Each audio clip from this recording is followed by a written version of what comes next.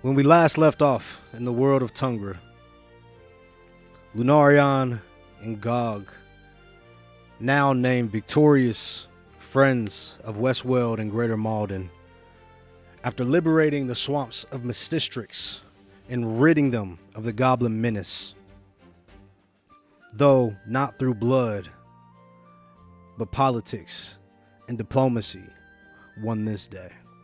By winning over the goblins by a bit of force, if you will. The party was able to convince them to travel back to Luda's Bay under the banner of the Golden Leviathan, where one of the rangers, Sprocket, would be the captain and lead them back to a city more friendly to their kind. Now, while the people of Westworld look to the future with this action and with thoughts of perhaps soon or later on a retaliation would come, they still found solace in the fact that once and for all there were no more goblins in the swamps, and their trade routes and their boats and their families would no longer be attacked in that area. And so the party made their way and were introduced to the crew of their new vessel. First, Captain Velnos Moldov, captain of the Sapphire Reign. And with them, they were also granted a ward of Westworld, Prince Gareth Griffinweld, the third brother of King Griff, who would be a steward and a ward for the party to learn the ways of battle and bravery. And as the party set off with their new items in tow and their gifts, after being introduced to each member of the crew of the Sapphire Reign, you find yourself both taken to your rooms. The lower deck of the Reign, were in the very back, right underneath the captain's suite where Velnos' room is. You walk into an open foyer area, a common room, if you will, with tables, drinks, a small water basin that you can store food in, as well as some storage areas for different materials and items. And on the far wall, there are two individual doors that lead to both of your individual suites. As you step into this wooden, cozy deck of the ship, you can hear the groaning of the boat outside of you and the splash of the water. You guys been on the sea for some time, so you're used to the sway, and it is not affecting you at this point. You are very well, we're very well kept on the open oceans. And as Cthulhu takes you down to the common room, he says, "All right, now if you need anything, boss, just let us know. Make yourselves comfortable. We'll be upstairs, sailing this boat. To Leander we go!"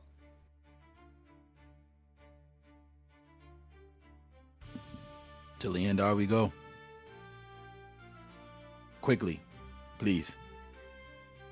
Yes, of course. Well, it is a far journey. Captain Velnos is the best captain of these lands.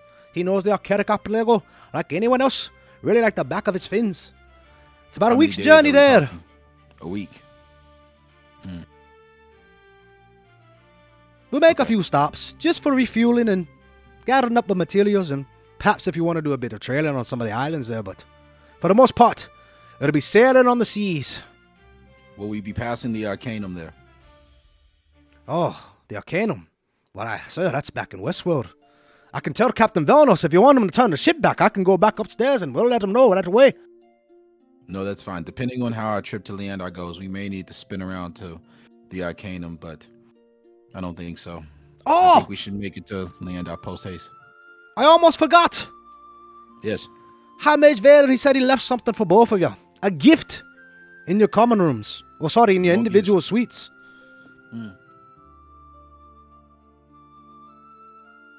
No beard. Let's go look at the rest of our gifts, I suppose. Yeah, I wonder what they got us. Probably something else unnecessary. All right, I as you guess we'll guys. see. Oh, sorry. Go ahead. Come on. As we walk towards our rooms. Which room do you go to first? I go to the room on the left.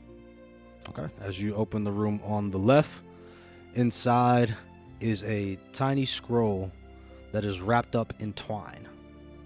More scrolls, more notes, more letters. That's the gift. That's the gift. As I approach it, not too slowly. I approach it swiftly, kind of. Want to get to it quickly. Open it up. All right. As you open it up, a little note falls out, and it says, "To Lunarion, I wanted to give you a gift as well for myself." Signed, High Mage Valen. And as you look at it, turn the note over, and it says some instructions on it. And it says, "I want to apologize for your friend, the young Leander. Although we could not do anything about his condition at the time, here is a gift for me. I was able to procure this during this feast. Took me a while to make it, so don't waste it." And he has gifted you a scroll of Revivify.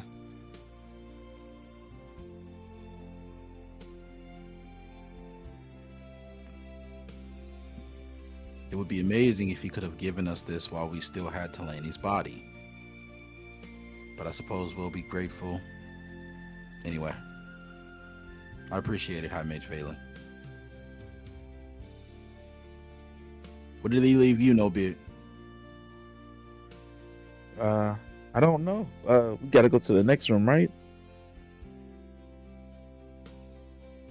Yes. I was talking to him, but that works too. All right, let's go.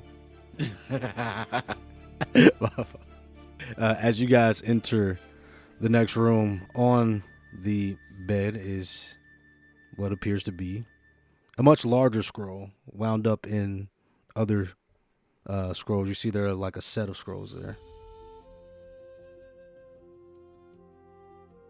How many? 1 second.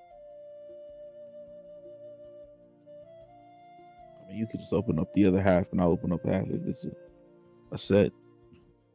It's fine. These are your gifts. Please open them up individually. One by one. Until you're done. But it does irk me a bit to know that you have more gifts than I do. I wonder if he just has more favor for you. Well, I did do more work than you did. More work? Is there blood on your hands? Whose blood did you spill? Nobody's seen you do anything. You were in darkness. But they know. Whose name was it were they chanting in those halls? Lunarion! Lunarion! It's like music to my ears. Oh, you were the majestic sidekick. Oh, I'm the sidekick, huh? Just let me soak it all in, please. I've never had such cheers and chants. Let's not forget the giant. You know what? It doesn't matter. Just know it comes from my ring, my hand. Sure, yeah, the giant that you last tried to kill us with, if I do remember. I don't remember that actually. That must be one of the memories that got lost when I went to a different plane. Yeah, sure. I'm just pleased that in the present you seem to have become more proficient with the giants. So, anywho, let's open up your gifts, shall we? As I open up the gifts whenever the DM is ready. All right. It is a scroll that says the Great Cleansing. It is a book that talks about the Great Cleansing War and the Ascension of Daemon. All of the different watch points with information on all of them as well. Oh, yay. More things to read. Well, it's not too bad. I mean, we're going to be on a boat for a week, was it? Yep. It's a week. Yeah. It's a long Well, week at that. A week in which I do not wish to speak to our shipmates, but I suppose I'll have to. we can just have our heads in these books on our downtime. Sure, but I don't wish to spend an entire week reading. As much as I do love reading, um, perhaps I'll spend some time getting to know some of our peers here. They'll be around us for a while, and their lives will be in danger if the information that we've heard comes to be true. So it's better to know someone before they fall in battle than to know them after, handing their remains to their relatives. Don't you think? You got a point. Can't argue that one. Yes. I'm gonna go ahead and go up there. You can begin your reading, or you can follow. Just your choice. As Lenardion turns around and slowly walks upstairs. Okay. As you walk upstairs, you see everybody's pretty much taken to their jobs. Velnos is at the helm on the deck of the ship, steering, and right next to him, Cthulhu is there with the map, sort of plotting the charts there, saying you can kind of hear him like mouthing some different things. Seems everyone is too busy. Perhaps I'll go back to my room. Maybe eat something along the way. Enjoy the swaying of the boat. Enjoy the sound of the sea. This might be the last bit of peace we'll get before we make our landing. As Lunarion turns around and he walks back downstairs and lets everybody sort of continues doing what they're doing. Okay. So this is the first day on the ship. You guys have set sail today, so it's getting pretty late. It's getting probably like early evening, late afternoon. For lunch, you guys had fish. It was good, fresh caught. Some large swordfish. There was also a bit of crab that was able to be pulled up from below deck. So you had a bit of a nice meal as you guys are both within the room, sort of just enjoying the trip at this point. Nobody comes to bother you. Gog, if you like, you've had time to read the book and you're familiar with the tale. You've played in West Marches, so you know of the story, but now Gog has a little bit more information here. You guys are kind of within your room and kind of do whatever you want before you go to bed. No, but I'm going to go to my room. I need to try something. I have I don't know. There's something that's been on my mind since we were in Westworld. Yeah, well, you do that. I'm gonna read this book a little and then go to sleep. Okay, cool. Perhaps we can discuss things on day 2 as Lunarion sort of walks to his room.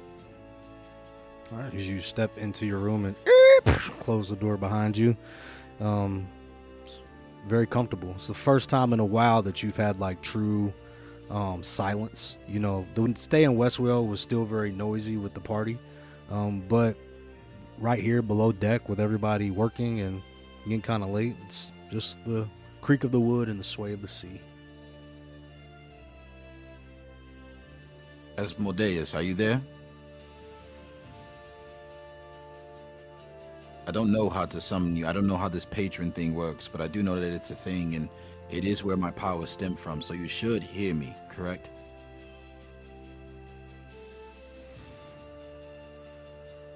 Hello, suppose not. Lunarion. So I can just talk to you regularly, normally just at will. Well, on occasion, should I choose to entertain, you seem like you have something on your mind. Do you know where we are going? Do you know where you are going? So of course you know where we are going. Do you know why we are going there? Yes. And you've You said said nothing you were so far. going to Frieza here, correct? I'm going to take what you said as confirmation that this Zahir does exist, yes? Why, he's very real. What is Zahir? Exactly. There's no way that Zahir is Yuan Ti in any capacity, yes? What is he? Is he just another god? Like, what is he doing in Leander if he's imprisoned? Is that simply a testament to its power? You've And why read the do you story, need to- Lunarion. Yes. Zahir has been trapped, imprisoned. He seeks followers. Through those followers, he will gain power. The power to be reborn anew.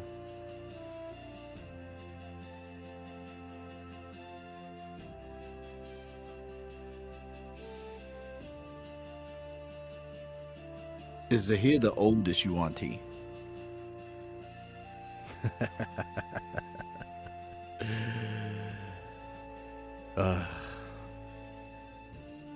Yuan-Ti are their own creation. You bear the mark of your forebears, but not the mark of Zahir. You know that which you are made of. I want to hear you say it. What are we made of? A curse or a blessing?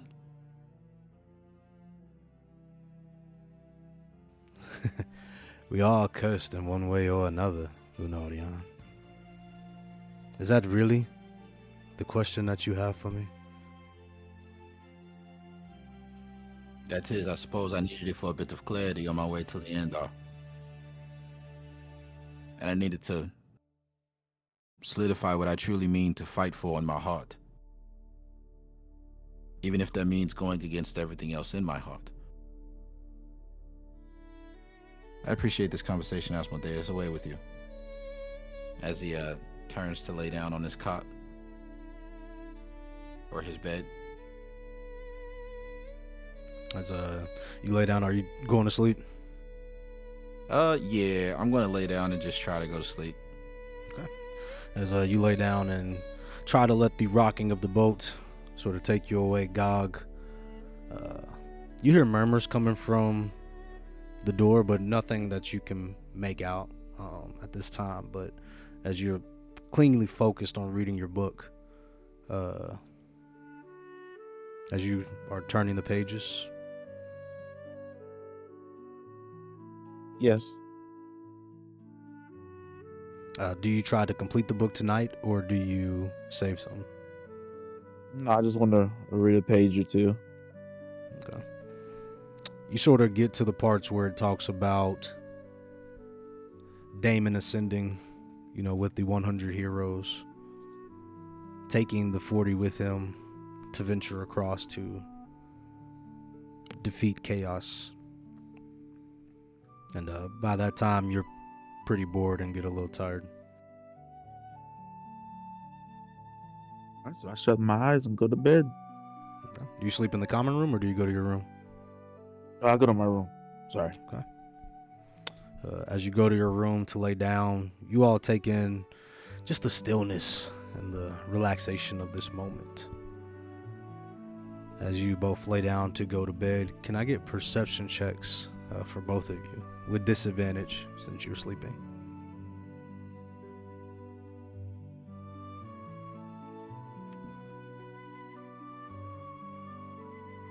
All right.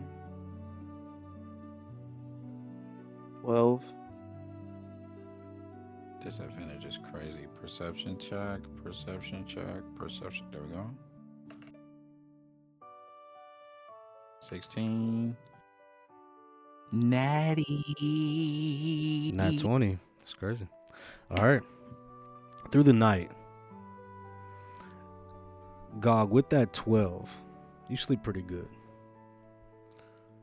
Lunarion,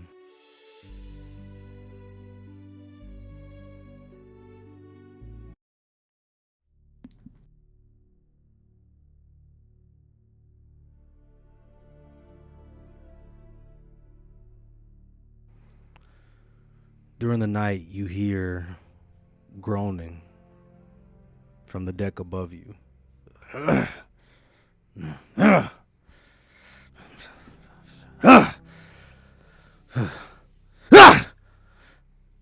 Of restlessness and a voice that yells out And as you look up in your room, you notice that there's a plank that's a little loose that leads to the captain's suite directly above your room.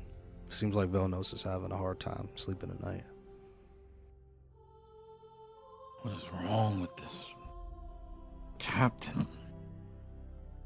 Perhaps he's...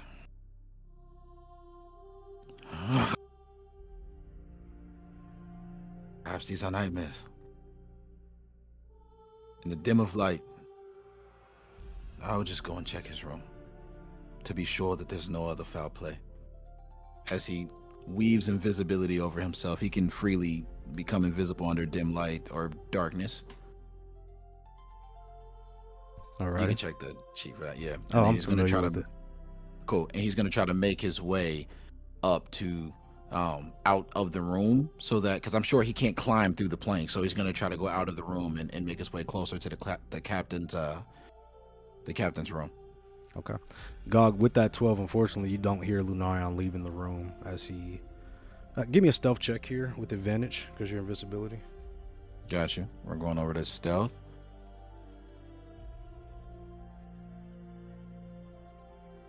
$20. Okay, starting off Not nice. nat 20. Not nat 20, but 20.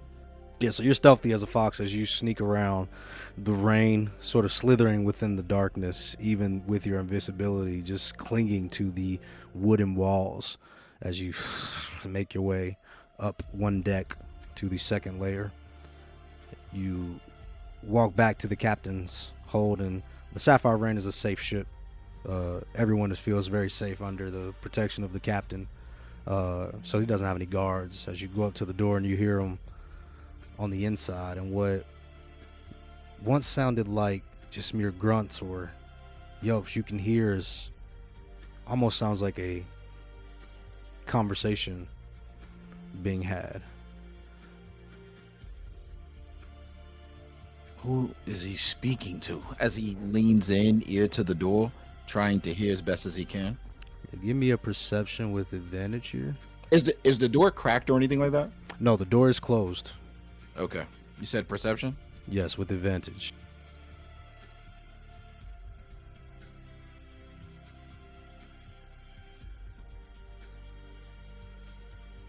And Okay. As you lean your ear up to the door, you hear him saying, "No, I'm done. I'm done. No. Forget it. Forget it. No. Then take me. Oh, well, no. Then what if... Well... Strange back and forth.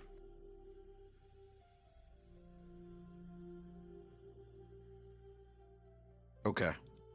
Lunarion says to himself, I need to get closer to hear what he's saying. And he reaches for the door and he uses diabolism to melt off the handle quietly, because it's not an explosion, and he wants to slowly creak it open to hear more. Okay. We're going to do another stealth check on the diabolism. Got you.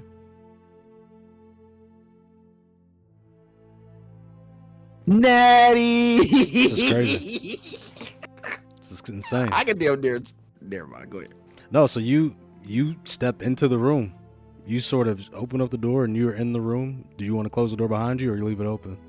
I want to slowly close it behind me. Yes. All right, yeah, you slowly close it behind you, and now you're in the room with Velnos, as you can now make out pretty much the full conversation as he's saying. And I'm still invisible. Yes. You're still invisible.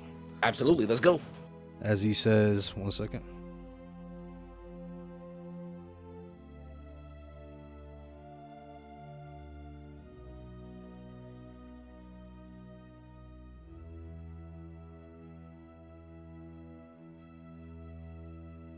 This is going to come much later, but let me get into my notes here. 1 second here.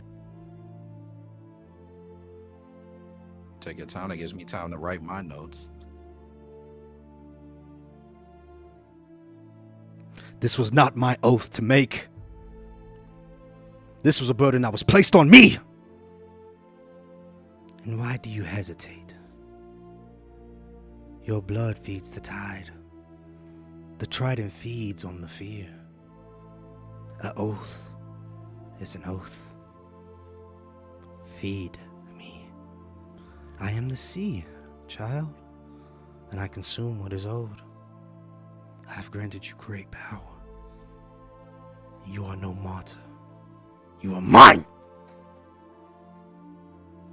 I will not do it again, not for you and not for anyone.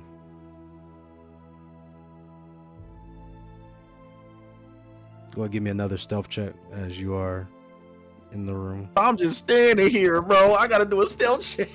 All right, but 5. What the fuck? Did you do it all with advantage? Oh no, I didn't. 12. Okay. Do you believe you can keep my gift and deny my hunger? The tide does not ask. It takes. Then take it back! I don't need your power, and I'm done being a weapon. You are marked, Velnos. My power flows through your veins. Do you forget your father and the pact that he made? Did you forget what you did? What we did? That was not me. I should have never picked you up. Ever since that day, you've been... Listen. I know what you want. But I will not give you one of mine. I will tell Captain Lunarion we will make a stop. And there I will appease your twisted request.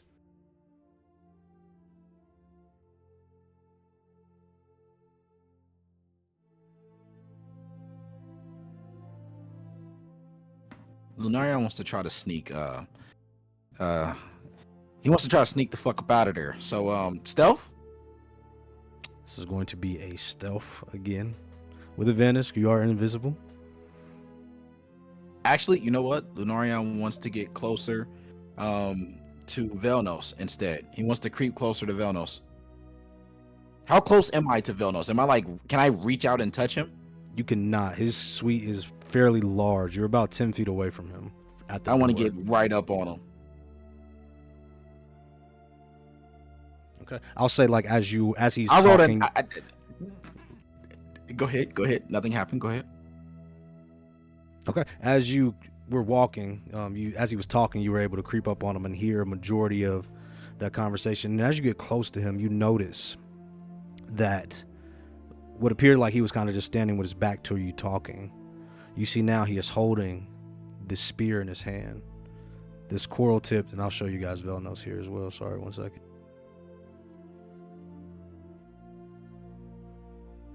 He's holding the spear in his hand. And typically, while it's just a spear, you see is now looks like this dark eldritch energy forming this trident. And as you walk up, he stops and he says, "Someone is here." And he turns around. "Declare yourself now." Would you have me declare myself first or kill you? You know who I am. You can tell by my voice. What is it that you're discussing here? Killing someone? One of your own shipmates? Is that the man you are? Is that what Westworld has given us? A murderer? I'm not a A murderer. coward? I'm a Jima of the 13th Jamasi of Moldova, and I'm not a murderer. Who are you speaking to in your sleep? Who do you speak to? I speak to the demon that I stand against, that I've stood against for a while now.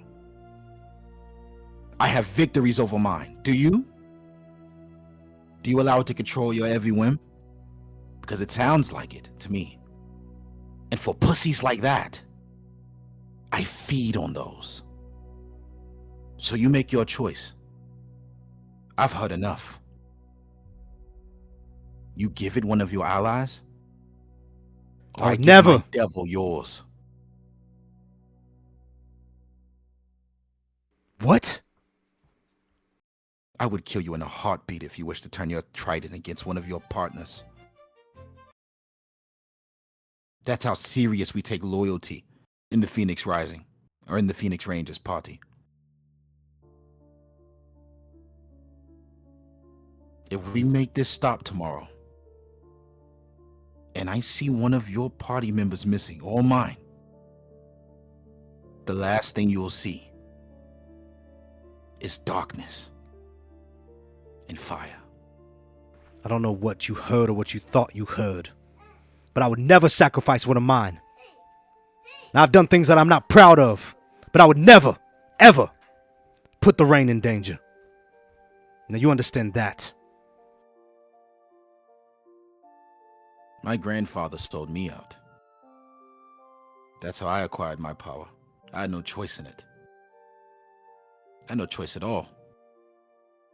I watched my family disappear before my eyes. So I get it. It wasn't your choice to acquire the power that you have. And even though you regret it, you wield it. I can appreciate a man that stands on that and stands on his morals and chooses to fight against the rage and the festering feed, the urges by the devil that's trying to prompt you to do something that you wish not, that you know is wrong and against your values. I get it, and I know what I heard. But because of what I stand for, Velnos, I have no issue with cutting you down here, or tomorrow, or the next day, just to protect your party members and your soul.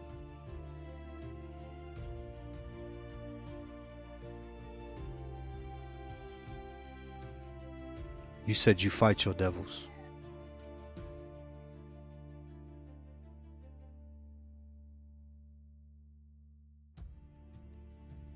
Can you help me fight mine?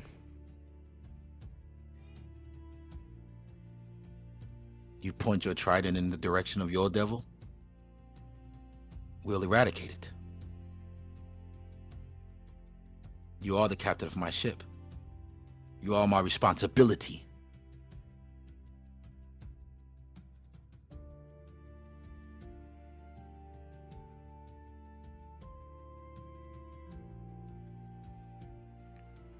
He looks at his trident, and as the eldritch teeth fade away, what remains left is just the coral tip spear. Then he says,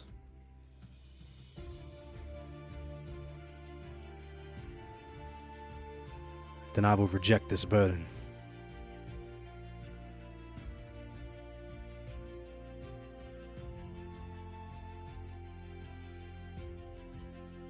You can reject the burden, but power is still power. And you cannot relinquish power that easy. We'll sleep on this and we'll wake up tomorrow. Do you wish to tell your party members about this, or do they already know? Cthulhu and I go way back. He is my first mate, my right-hand man. He's my true friend. He is aware, but the others, I fear if they knew where my power truly came from, they would scatter.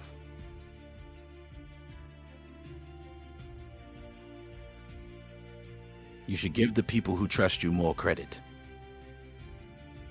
My men have seen me cut men down for less than nothing, and they still stand by my side.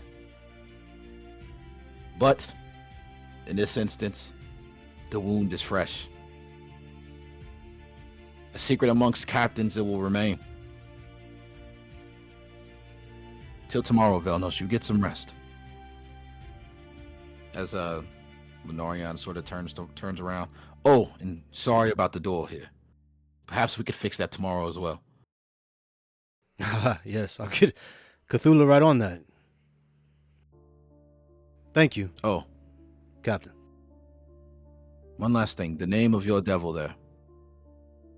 Please do remind me. What is its name? She is known as the Deep Umbali, the matron of the realm of water.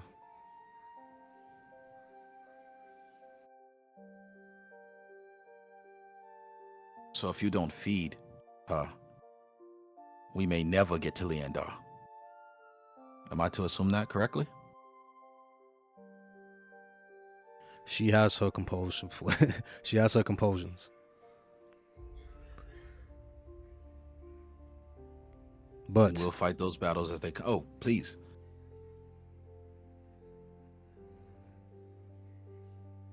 something about the way she's reacting to this now makes me feel like, I don't know, something's different.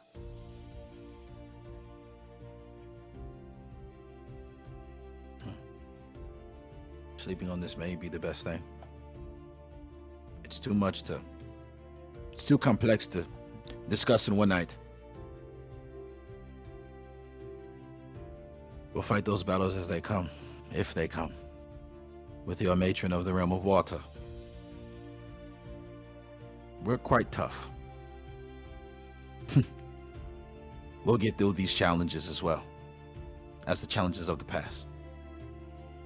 Together.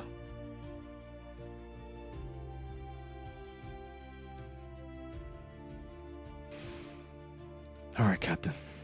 Better get some rest. We have a long day of sea to faring tomorrow.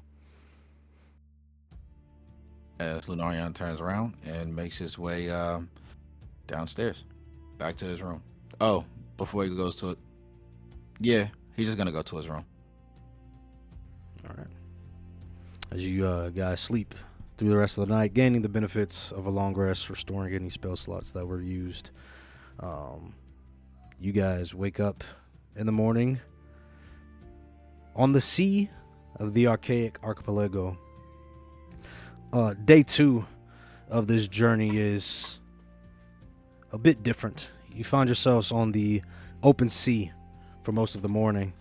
No islands or docks visible from this point. No watchtowers or lighthouses in sight. As you are setting sail, the Sapphire Rain makes a good time, but it is still traveling by boat, and Tungra is a giant great moon. And the rest of the crew does wake up fairly early, getting to their task for the day, scrubbing the deck, casting the lines, hanging the sails, plotting course, checking the maps. You do get the opportunity to sleep in a bit if you would like, and as you get up on day 2, if there would be anything that you would like to do, you would have the freedom to do so now.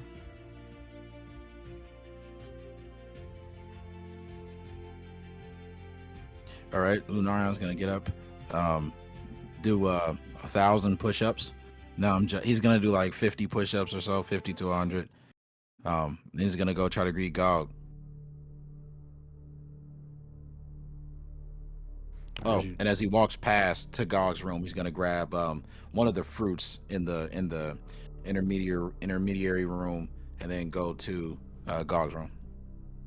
All right, you guys go knock on his room. Gog, what are you doing inside?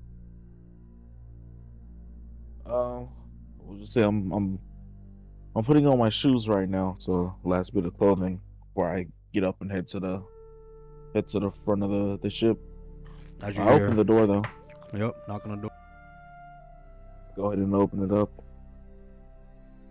Hey, how you? Good morning, Captain. Good morning, Obid. Did you enjoy the room? Yeah, it's nice. It's okay. Sir, anything on your mind? No, not really. Good sleep as well. I walked around the deck a bit last night. Had a tough time getting some rest. I tried to speak to Asmodeus yesterday, asked some questions on Zahir. I'm fairly confident that Zahir does exist. I'm just a bit fuzzy on how Zahir and the Yuan-Ti are connected. That part, I suppose I need to speak to Zahir about. And I believe I'll be able to do that in Leondar. Also, yeah, are you Also, ready to get some breakfast? uh, yeah, I guess. Sure. Yeah, sure.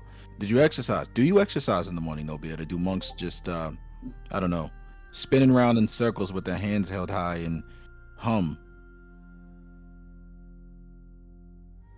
Is that what you think of monks? I- Spinning around in circles and humming, making hymns? Yeah, I mean, you're the first monk I'm seeing. I mean, I've seen some makeshift monks back in Serpent's Embrace. I wouldn't necessarily call them monks. They're still pretty violent individuals, pretty disastrous, if I could say so myself. But seeing you here, I mean, you're nearly bald. I mean, I don't know what that is on your head, and you're very monk-like. You're very nice and kind, or at least you try to be. And sometimes you could be a bit forward, but now that I think about it, I don't really recall you ever meditating. Do you meditate? It's actually it's been a while. I think the last time I meditated was when that one time we were on that boat after arrows passing. So I believe sad. that was the last time. Yeah. Uh, that is something I need to work on though. Thank you for reminding me.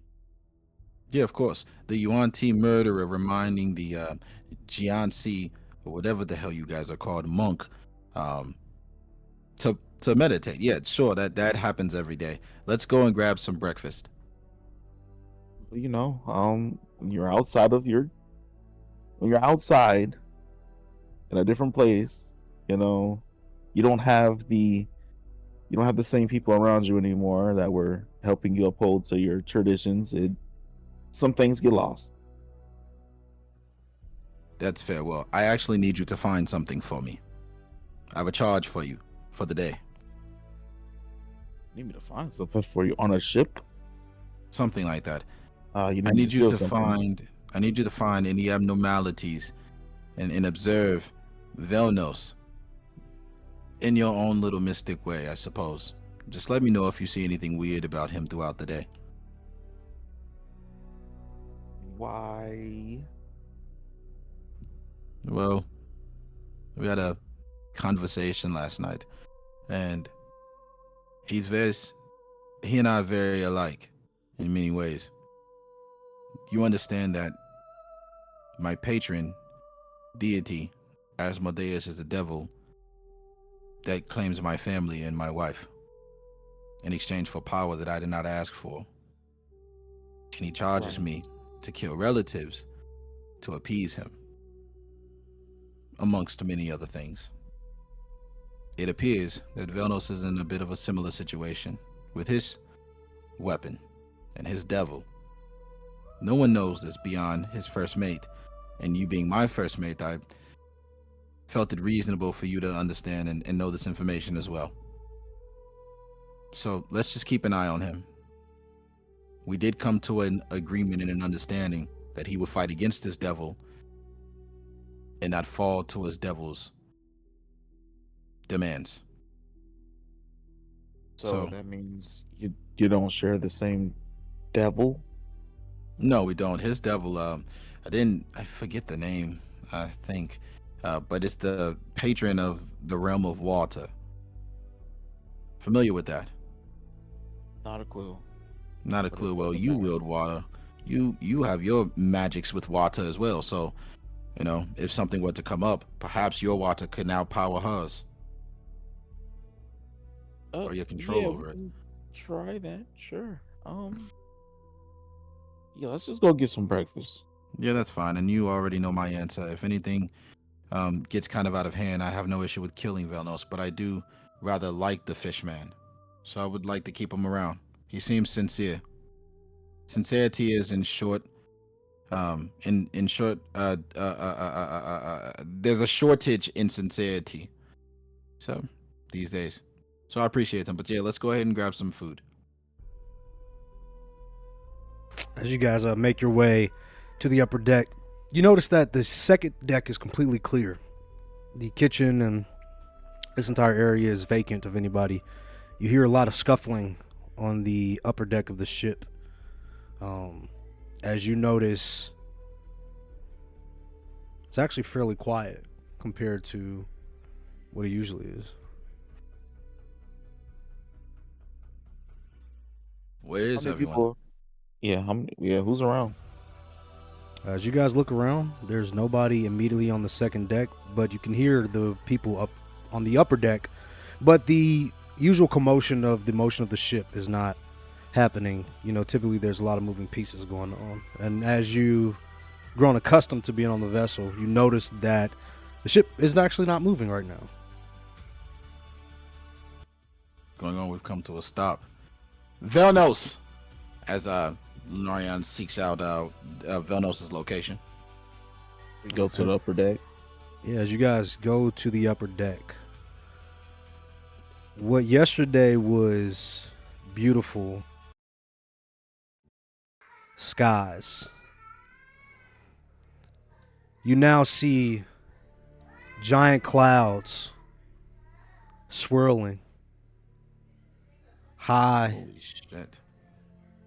above the island's starboard side of the archipelago to the north. And you can almost make out what appears to be a giant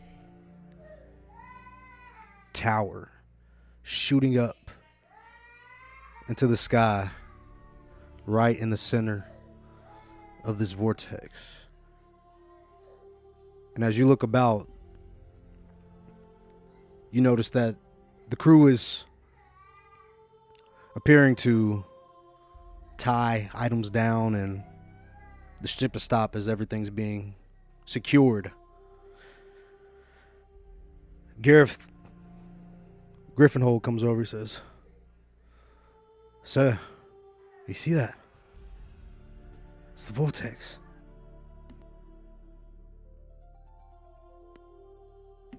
Have you seen this vortex before? Only in classrooms, sir. That is the remnants of the Empire of the Dawn. Empire of the Dawn. That's the middle location on the map, wasn't it? Yes, sir.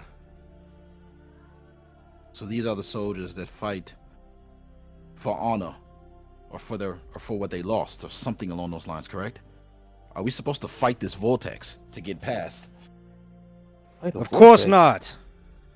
As Velnos calls down from the captain's area.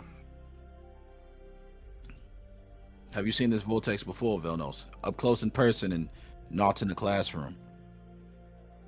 This is about as close as we get to the vortex. These lands are cursed with chaotic energy.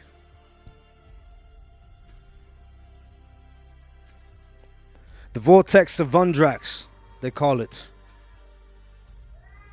Ancient remnants from the Great Cleansing War. Magic behaves unpredictably here, so take care with any spells or casting.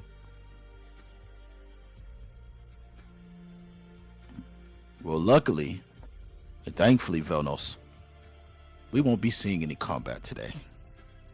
Please, let's keep going past this magnificent spectacle. As the crew sort of takes in the spectacle of the giant vortex in the sky, the ship, after everything being hatched down and latched down, begins to make its way. As the visual of the vortex takes up the view of the entire sky for this day, as if it's the ever-present monolith on the edge of the horizon, never getting closer, but forever grand. As you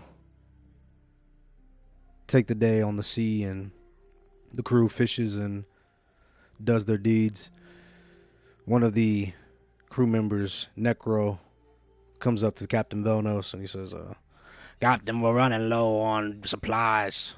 Perhaps we should stop in that old archpost they got in Bentora. He goes, supplies, eh?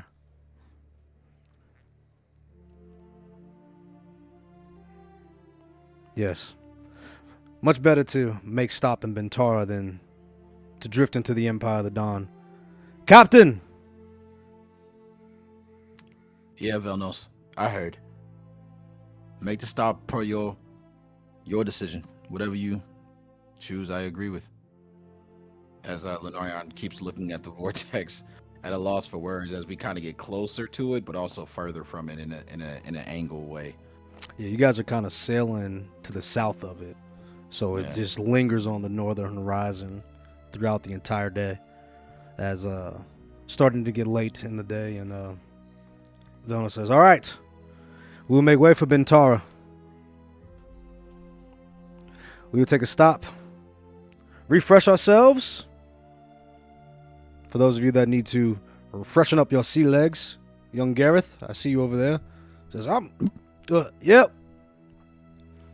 And if you would like to barter a trade, I heard they have a pretty nice market. At least as far as the coin goes. Seems to flow here. Do you pirates ever, I don't know, rob anyone when you take land? Pirates? Sir, we're not pirates. The Sapphire Rain is a diplomatic vessel. One that carries out several key missions for the Kingdom of Sealand. And now, under the combined banner of Westworld, we operate as allies of the Crown to the Phoenix Rangers. All right. Understood. We'll make way for Olan. Take rest for the night. We will dock by morning. But we all refreshen our legs and prepare for the rest of the journey.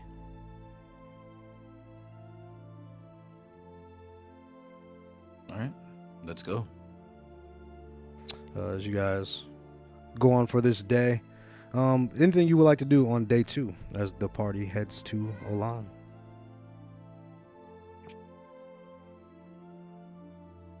All right, everybody sleeps in for the night, and in the morning, when you make way,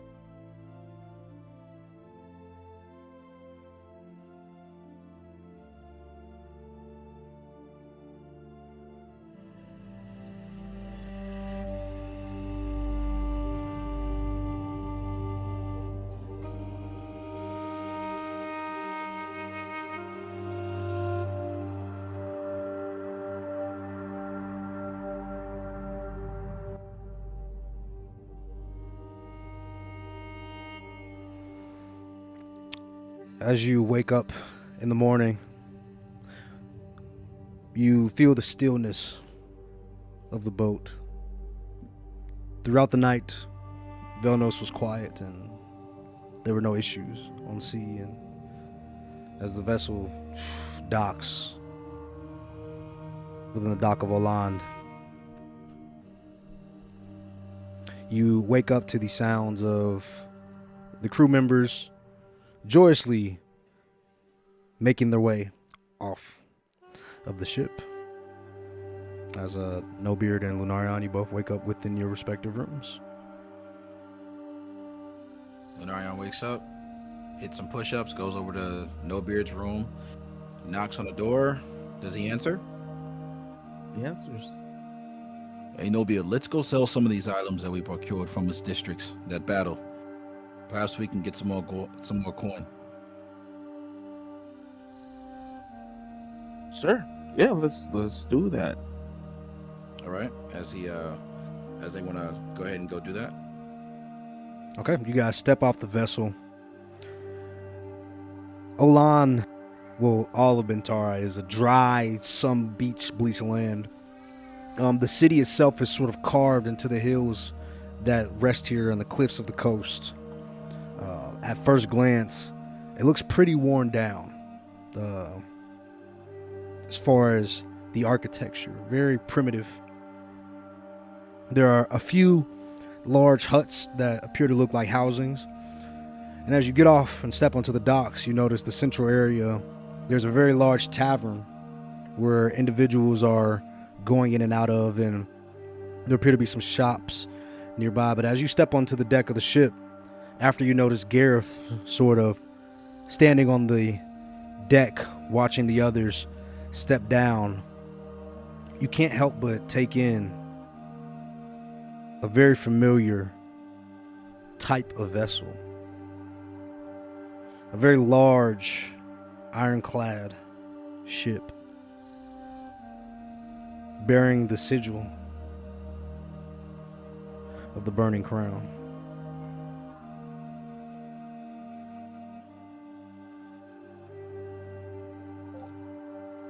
Are we aware of the Burning Crown sigil or anybody that would be a part of their coalition?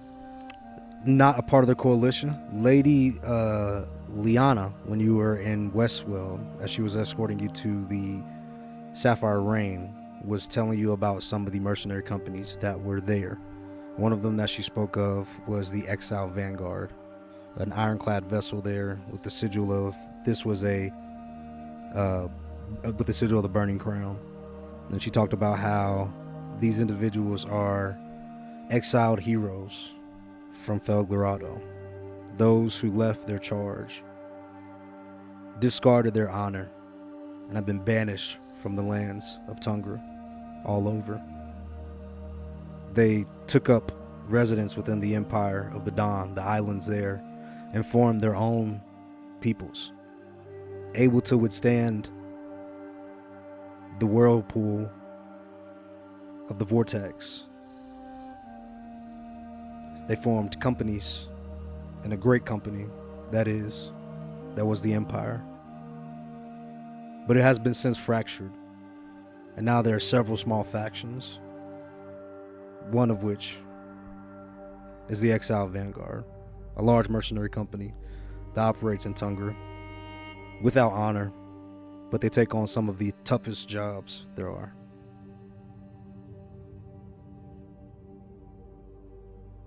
All right.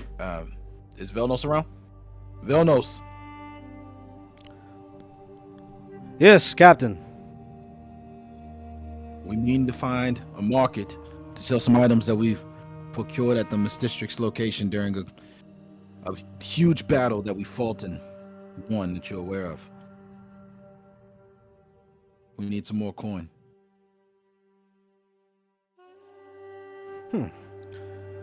Well, is this an invitation? This is an invitation if you wish to join us. Actually, yeah, please do join us. Why, of course. Never get invited off the ship. Gareth, watch the vessel. Why do I have to watch the vessel? Because you're our squire. Stay here. Not your squire. I'm the Phoenix Rangers squire. And I am in charge, or I am in the charge of the Phoenix Rangers. I'm sorry. I said Velnos. Yeah. Yeah. But that's fine. He can come. He can come too. No. He's telling Gareth that Gareth needs to stay and watch the ship. Okay, cool. My fault. I thought you said Gareth was going to come with us. Okay. No. So he has this argument with Gareth about who stays on the ship, and Velnos decides to go with you, and you guys walk out into Bentara. There is a small sign. There are a couple different shops here. One, the Salt Rock Tavern, is the large tavern that everybody's going in and out of. A very low stone hall. As you look inside, you can see some pretty tough looking people in there, likely members of the Vanguard, and there appears to be a joyous time going on. They're having a good ass time in there. You can hear them singing songs even from this distance. And then there is a small marketplace here that is called the Tithe, which is a small sort of, as Velnos explains, says it's a bit of a barter shop. You see, trading in survival gear, different maps, rations, trinkets, some things that wash up for the vortex. But be careful. There are a lot of tricksters in this area, a lot of liars.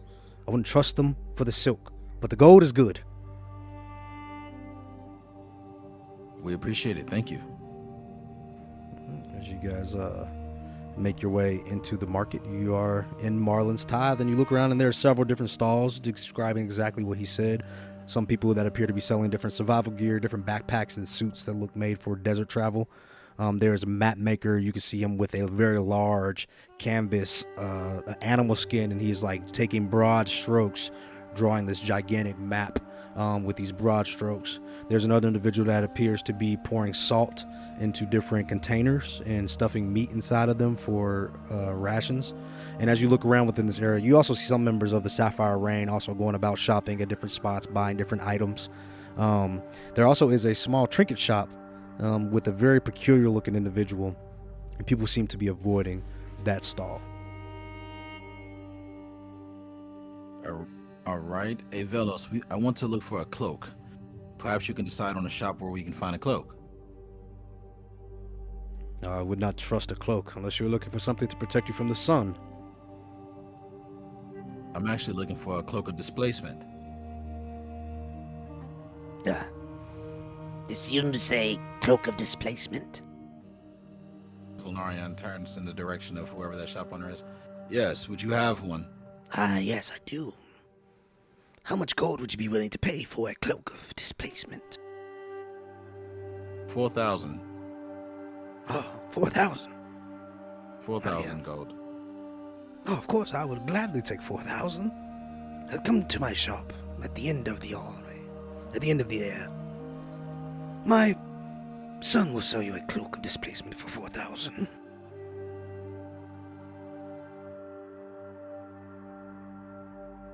All right. As they walk down that direction.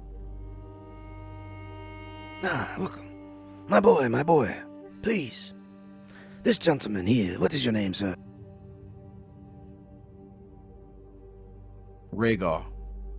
Yes, this gentleman, Rhaegar. Meet my son, Milo. Milo, say hi.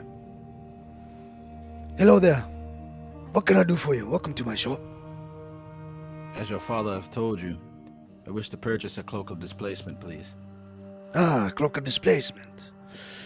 This is a very rare trinket, and my father says you have the gold for it, yes? Yes, I wish to pay for a cloak of displacement for 3,000 gold, please. 3,000 gold. We'll gladly sell you a cloak of displacement for 3,000 gold. Allow me a second just to go and check my inventory. I believe we have some in from Westworld. One moment. As he goes to the back and he shuffles around something, he says, yes. He flops it. One cloak of displacement for the good sir here. As Lunarian looks to inspect it, he recalls seeing a cloak of displacement on Aralos, his partner, his assistant captain, and he wants to see if it looks the same, if it flows the same, etc. And do I roll a perception check to see if it at least looks like a cloak of displacement? You're a perception or arcana here. Okay, cool. We're going to do a perception. We're gonna do it with it's a 6. Okay. With that 6, it looks like a cloak of displacement. I'll give you advantage because you have keen mind here.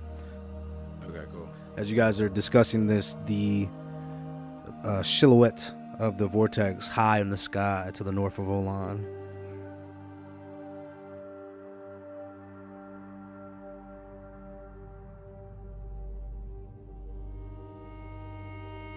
I rolled a 19. Okay. With that 19, it does not look like a cloak of displacement. At least not the ones that you remember. Could I test this cloak out?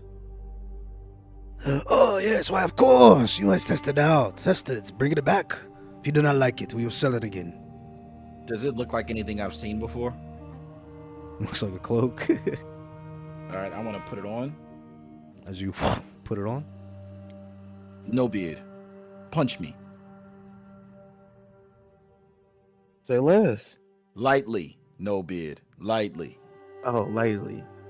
Yes, no need to Okay. take out your anger of the past months on me in this moment. Okay, so maybe I shouldn't roll an attack. Got you. Well, I'll you, just- you would have to roll an attack because I want to see if you have to roll it with disadvantage. Oh. Okay. How many times do I get to punch you? Once. I wish to see if you have a hard time attacking me. And if you don't, then pull the punch at the last moment. Okay, got you. I'm rolling to attack right now. I rolled a nat 20. So let's go ahead and give him all the damage that he can get. Yeah, go ahead and roll damage. He rolled a nat 20 for real. I rolled a nat 20 for real. 11 damage.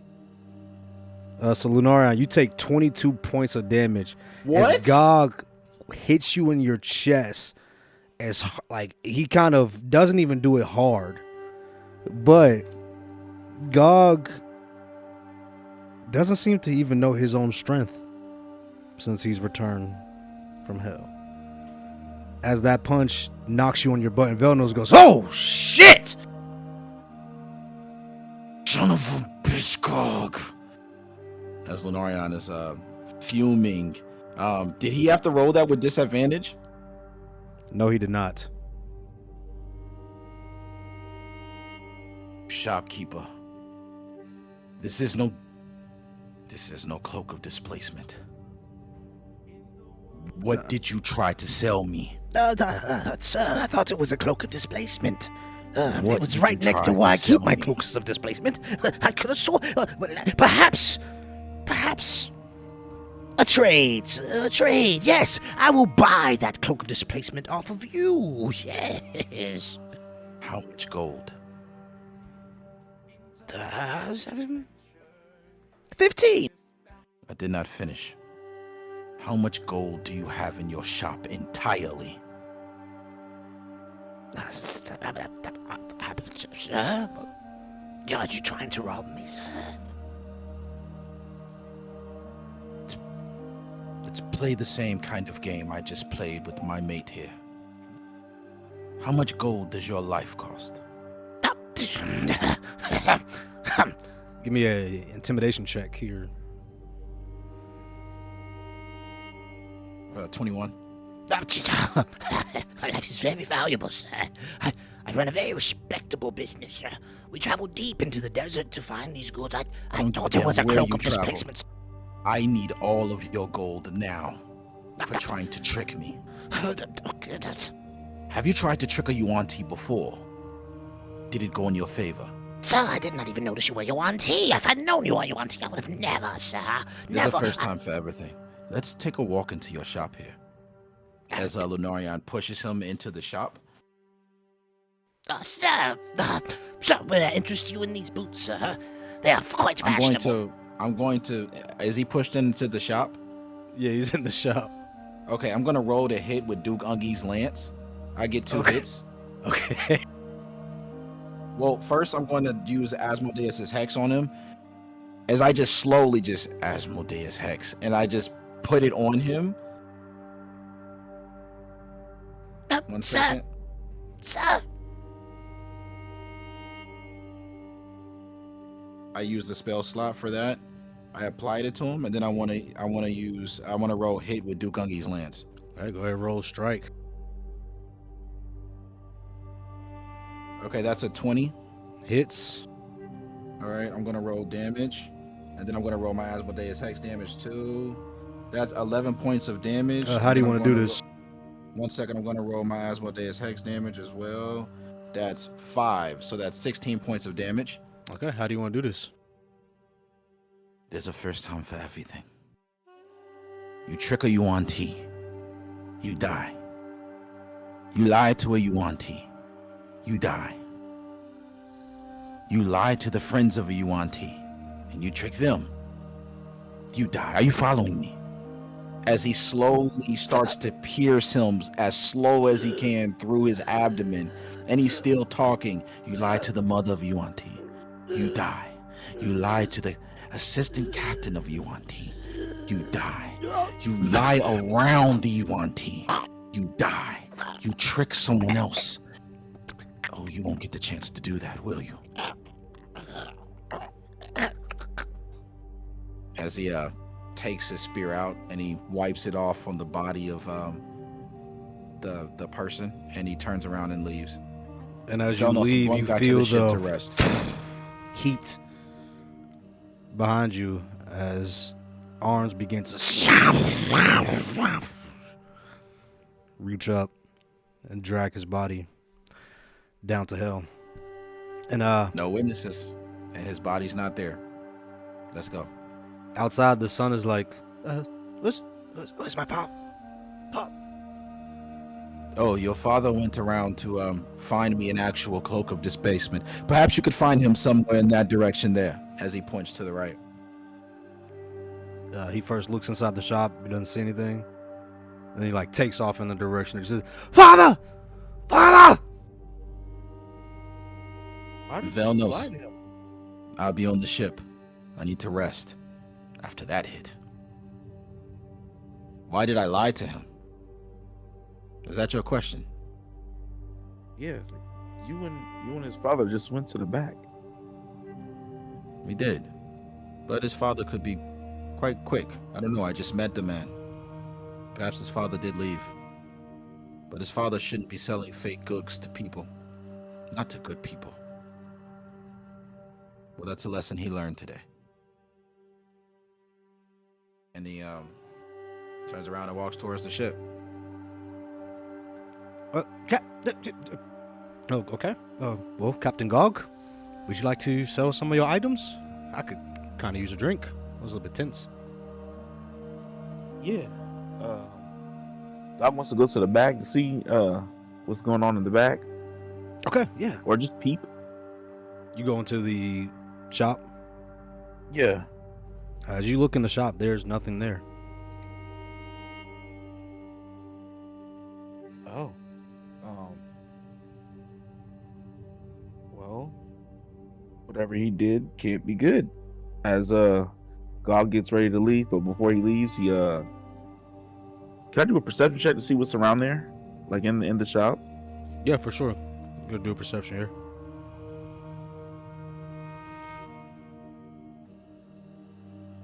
18. He has various trinkets kind of all over the shop. Various necklaces, rings, bracelets, jackets, cloaks. There's kind of a pile with a bunch of cloaks that look like the ones that was given to Lunarion. A lot of stuff does look like junk. I'm just gonna grab 2 cloaks anyway, and then just walk out over my shoulders. Okay.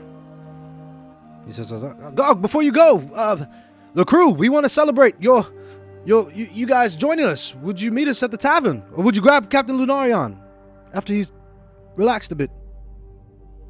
Yeah, let me go get him. And where's the tavern at? Pointing to me, and I'll. It's like right there. Okay. He points like diagonal about 25 feet. It's like right at the edge of the docks. You see the ship, and then the tavern's right there. You see Lunarion kind of walking past a bit. Okay, we'll be right back in a moment. He says, I'm going to go find that kid. Make sure he's okay. Yeah, you do that. Good man. As Velnos takes off. Go to find Lunarion.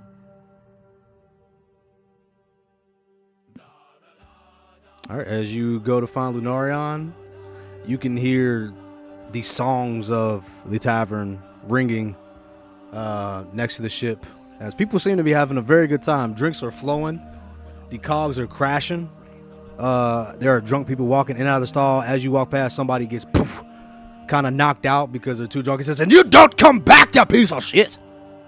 He says, fuck you on the Vanguard, mate. Don't need this place. It's my last time coming to Olan ever. My gold's no good here. I'm out. And he walks off. He kind of storms in between you and Lunarion, walking off down the dockside. Hey, you. What do you want? I heard you say your gold's no good there. Why is that? They said I got a drink limit. Bullshit drink limit. Oh, okay. Never mind. Sorry for asking. Lunarian, are you ready to go into this tavern?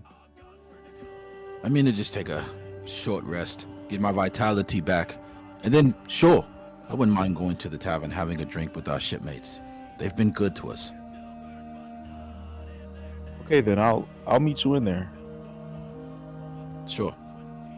As Lenoyan heads to the ship to take a quick little nap to get my health back, because what the fuck? All right. Gog, as you up in, you see a bunch of men standing on tables singing songs as one gentleman is up giving a solo as a gentleman stands up and Who holds the line when the demi sleep? We do. Who buries the fallen 6 fathoms deep? you walk into a revelry of gentlemen all dressed in different sorts of armor. There is no one single color within this group, which is very different for many of the mercenary companies of Tungra. But they all do bear a sigil of the Burning Crown on their shoulders. And as you walk in, you see a bunch of the members of the Sapphire Reign all sitting down at a table with some open seats. I'm gonna go sit with the members of the Sapphire Reign then. Hello. As you sit down, you see many members of the Sapphire Reign. Who do you decide to talk to? Let's say who's to the right of me?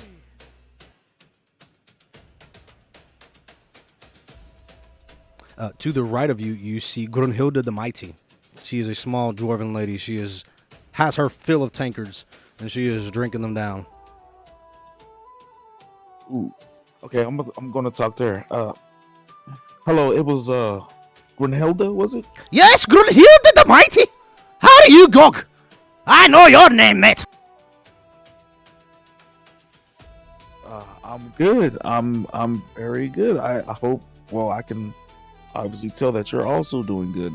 Seeing as you are indulging in the moment, having fun.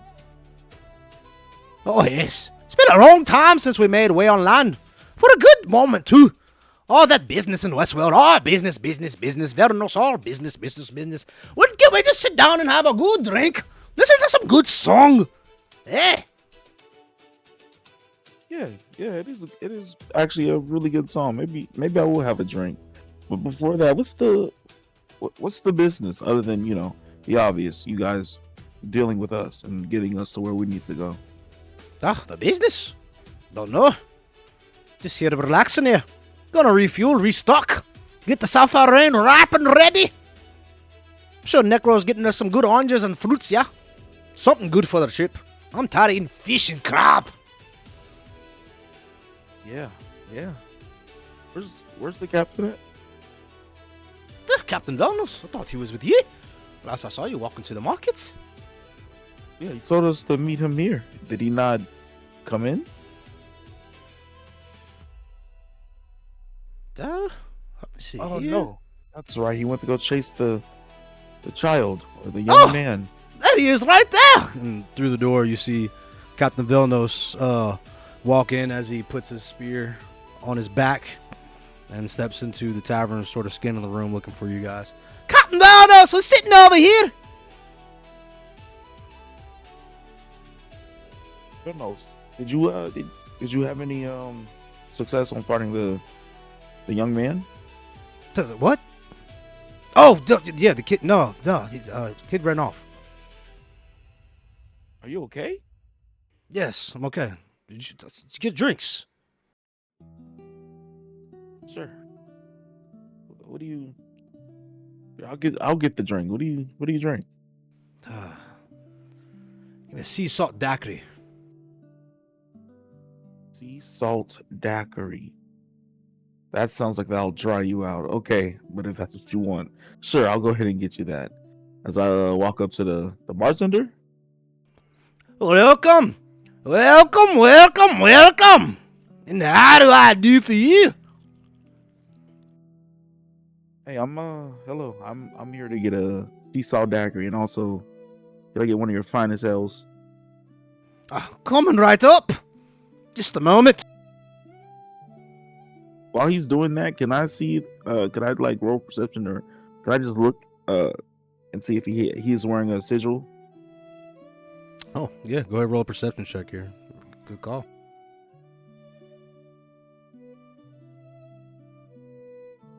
20, dirty. Is not. This person seems to be dressed in some of the traditional garb of some of the townspeople that you've seen here in Olan and Batara. Okay.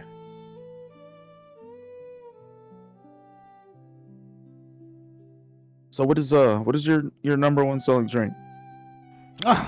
Well, not the sea salt daiquiri. Can't tell you that much, yeah. But we do have this very, very nice drink. We call it Kraken's Blood. Kraken's blood. Is it Oh, yeah. literally Kraken's blood? Blood Of course a Kraken? not, mate. If I could slay a Kraken, you think I'd be here? No, I'd be in Felgrado with all these fuckers. Yeah, all these people. You're right. As I just look at all the other attendants. First time seeing Vanguards, eh?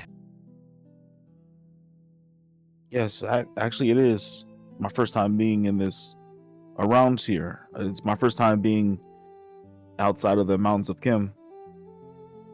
Could you believe that each and every one of those people competed in the Krill Festival and became true heroes?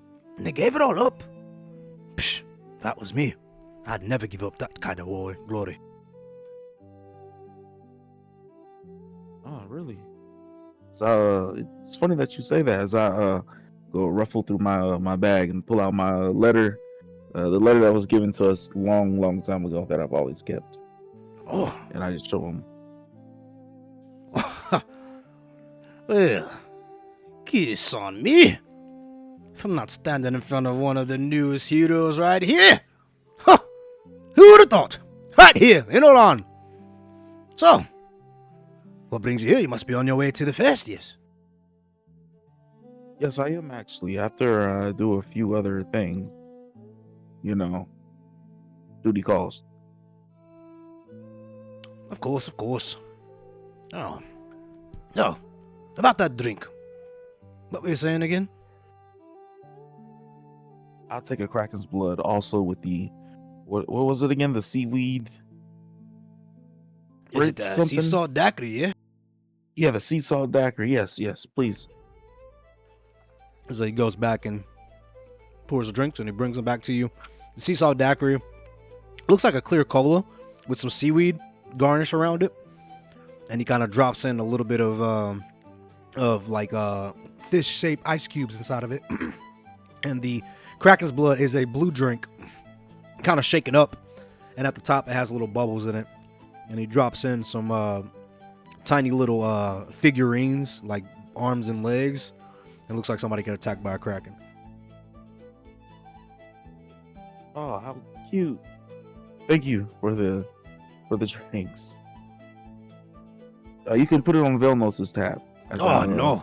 It's on the house. For true heroes? Good luck in Killfest, boy. You're gonna need it. Drinks on me. Could be a last, who knows? Hopefully not, but who knows?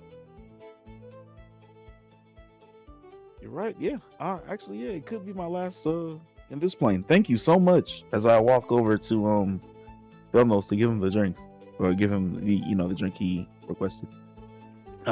Thank you, Gog. All right. Is everybody here? Oh, no. You're missing a mate. Oh, Lenarion decided not to come, eh? He will be here. He's not feeling well at the moment. I've been around other places and gathering more strength. So when he asked me to give him that blow, I might have ruffled his scales a little bit too much. I think he'll be okay though. All right. Well, no need to let him stall us up. Everyone, I want to do a toast to each and every one of you. crew of the Sapphire Rain. And we want to thank our new captains, the Phoenix Rangers. Together, we will go on grand adventures. We will earn the name of the rain, the history, the glory of it.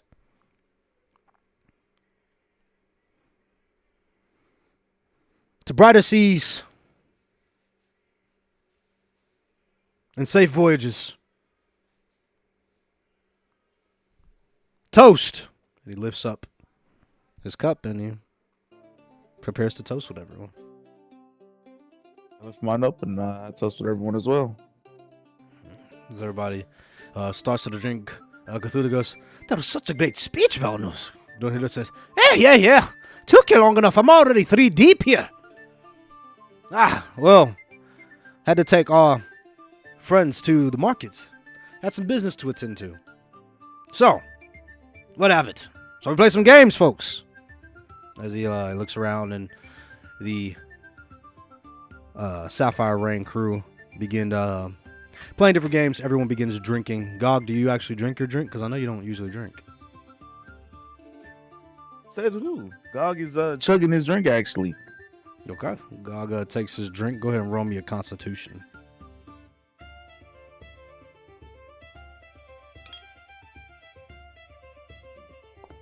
As even though Velnos is a fish canonically, as it should be, this nigga cannot drink. Never can in any universe. Constitution. Okay. That's an 8. Okay. You and Velnos start to enjoy the drinks. And he goes, "Whoa! So, Gog, tell me, mate. And don't mean to be a bother, but I saw you showing that bartender some paper. What was that all about? You have some special code here. Have you been here before?" No, I've never been here before. We were just bantering, and he brought up the Grills Festival. You know what that is. So I showed him my invitation, and he got all happy, and he gave me free drinks. You have an invitation to the Kill Festival? As does Lunarion, yes. That's my dream. I've always wanted to become a hero. That's why I joined the Rain. And who would have thought? Right here, fate, as it so has it, lands me, Velnos, captain of the Sapphire Rain, with future heroes of Krillestra and the Kill Festival. We will go to Felgarado with the Rain and become warriors of Damon. Warriors of Damon. I don't know about that part, but yeah, we can definitely be warriors.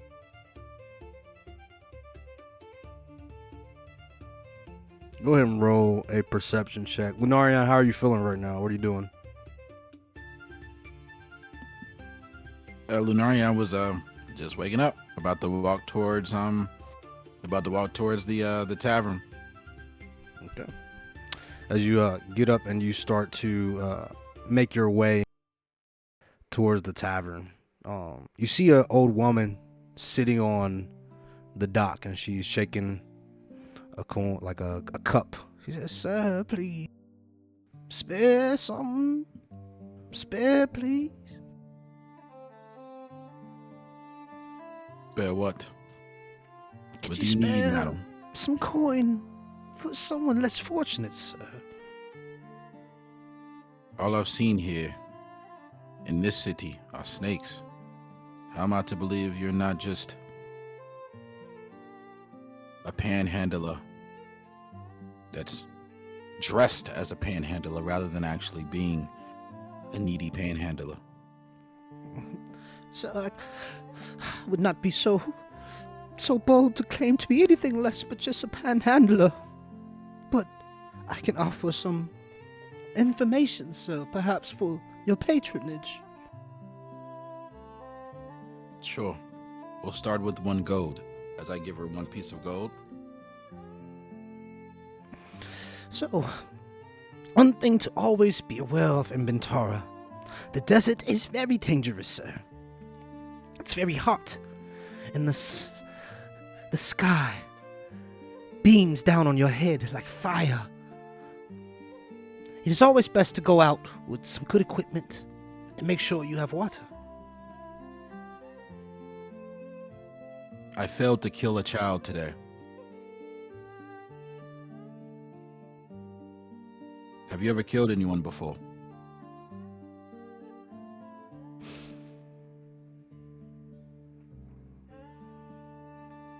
Sir, you killed someone. And how did that make you feel, sir?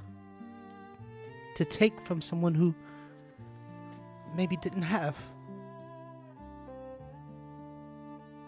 Good. Perhaps too good. And that's the problem with my race, with my species.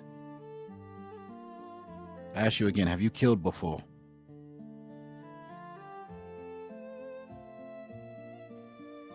Sir.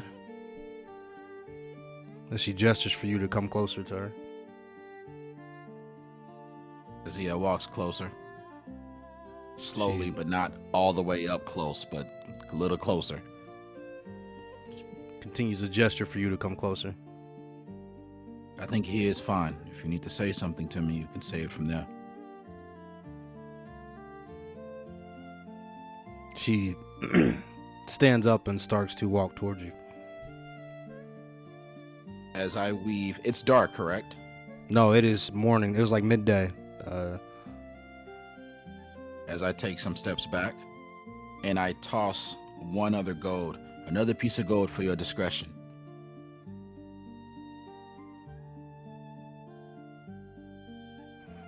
As she stops in front of the gold.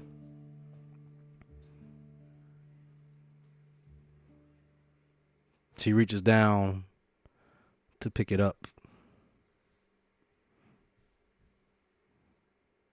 And you feel a tapping on your shoulder. As he turns around to see who it is. Not his whole body, just his head. When the stars blink twice, he rides again.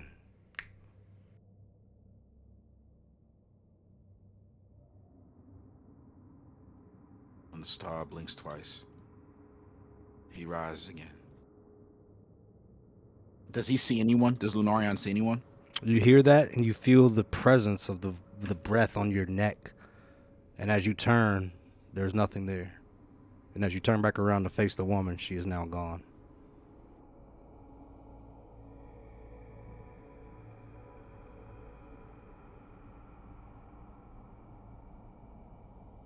When the star blinks twice, he will rise again.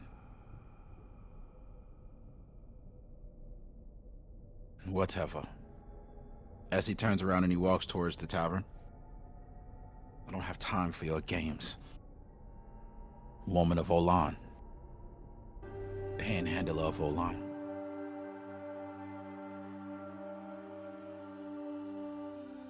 As you make your way into the tavern, you too hear the revelry, and they appear to be singing another song inside of these halls now. As Gog, and you notice Gog and Velnos are having a discussion, a cheerful discussion, appear to enjoy their drinks, as Velnos is appearing to kind of scream out how you all are bound for Felgorado and the glory of the new party members that he's found and the excitement of the Krill Festival.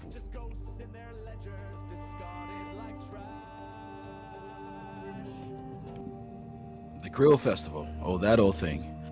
As he talks about, I received an invitation as well. Did Gog tell you?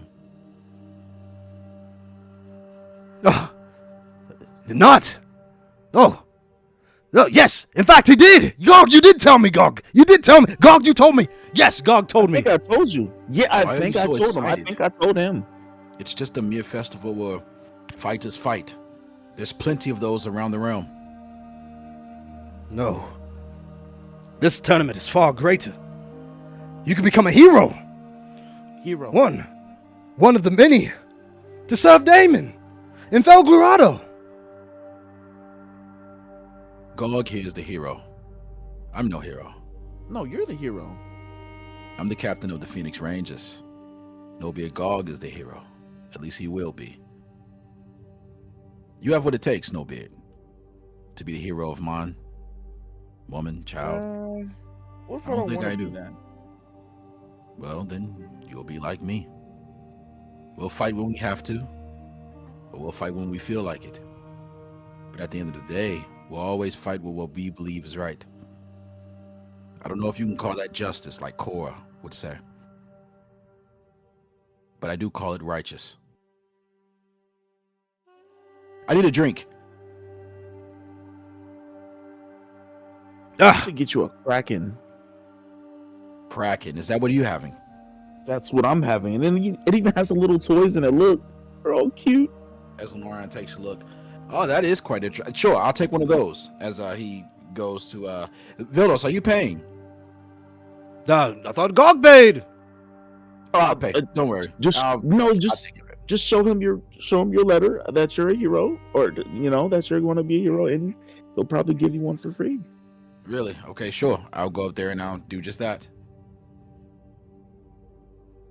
As you go up to the bar, the shopkeeper says, welcome! Another patron from faraway lands. We don't get many yuan tea around here.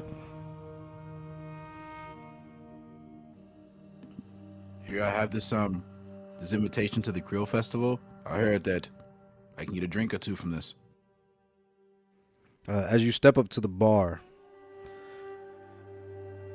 you notice that there appears to be a very large man standing there as well.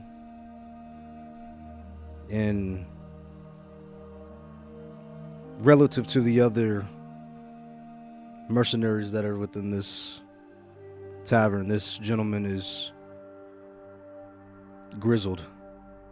His armor clean, well kept, military, bearing the sigil of the Vanguard. Massive, broad shoulders. And as you step up and hand out your invitation, he slams down an iron prosthetic gauntlet holding what you see now to be a large tankard of ale as it sloshes all over the bar. Is that an invitation? Does it look like one? Have you seen an invitation to the Krill Festival before, good sir?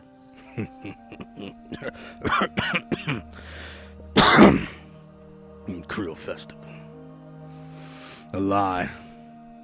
A pageant of blood for the lords of Felglarado to call the restless and alleviate the obedient. Win or lose, you're chained. Fight forever, or die forgotten.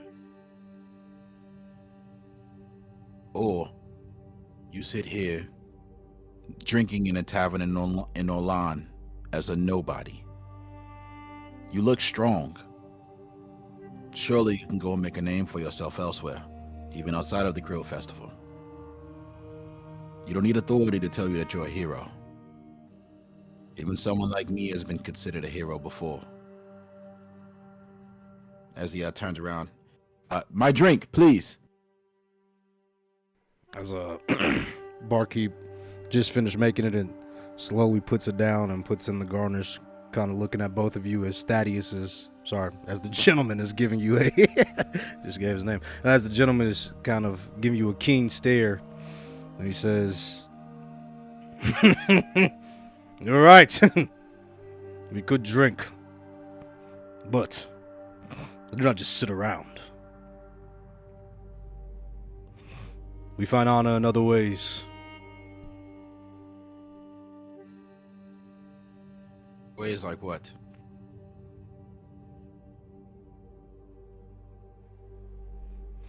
We fight for those that can't. That's what it means to be a vanguard. The forgotten. The leftover.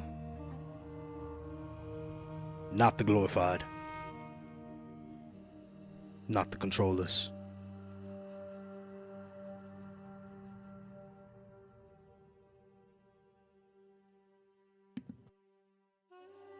Have you been to the Krill Festival before?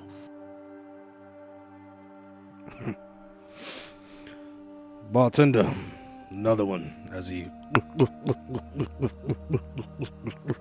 This one is on me. downs his first drink. Oh, yes. I won the Kill Festival. Me and my party. Became the heroes, went to Felglorado, watch points, the whole nine.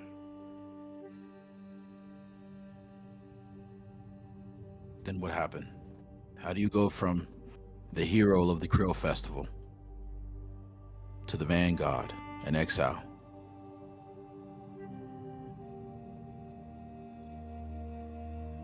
What's your name? Yuan-Ti. Lunarion. And yours? He looks at you real close. Scans you.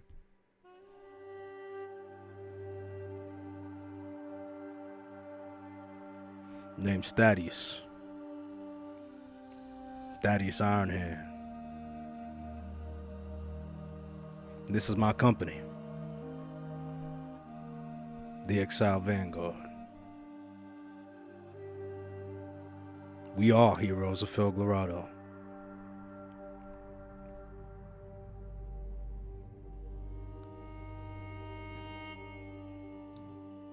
Former, that is. Well, Thaddeus, I ask again. How do you go from heroes of the Krill Festival to the Exile Vanguard?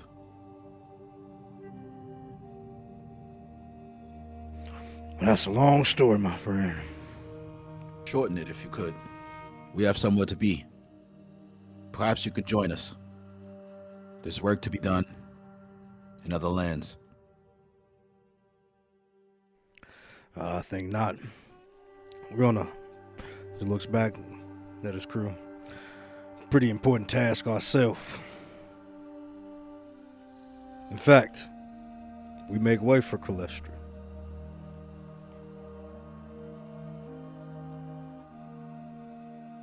Bartender, as he slams down the next drink, he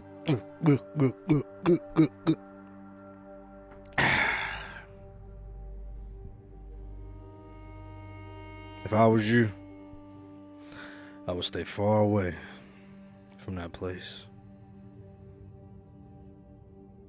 Lest you get your mind taken away from you as well and roped into Damon's games. I thought Damon was everyone's favorite lord. Everyone outside of Serpent's Embrace, that is. Only for those that don't know him, my friend. Then do you know him, Thaddeus? I know enough. Seen enough. You can ask any of my men. Every day we get up and we fight. In the name of what? An unending battle. We get up. We protect the wall. We go out of the wall. And we fight demons. I've seen more men die in my day than I could bear to imagine, or bear to think of. And for what? So he can continue to sit on his throne and not fight. He is the strongest of all of us. Yet he sits there and sends my brothers into death.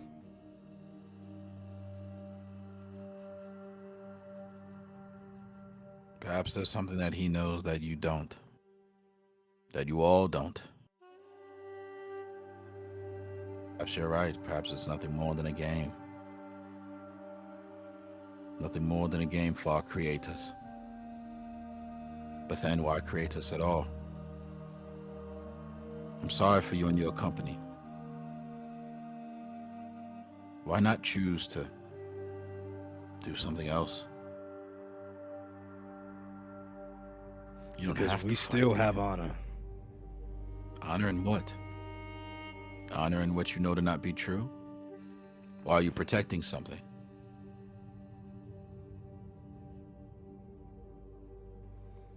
We have honor in who we are. We are Tungrans. And protecting Tungrans doesn't mean fighting in the name of Damon and his endless wars. There are people that need help right here, all over the world. And the exiled, where we seek to solve the biggest problem of them all. We're gonna right this world.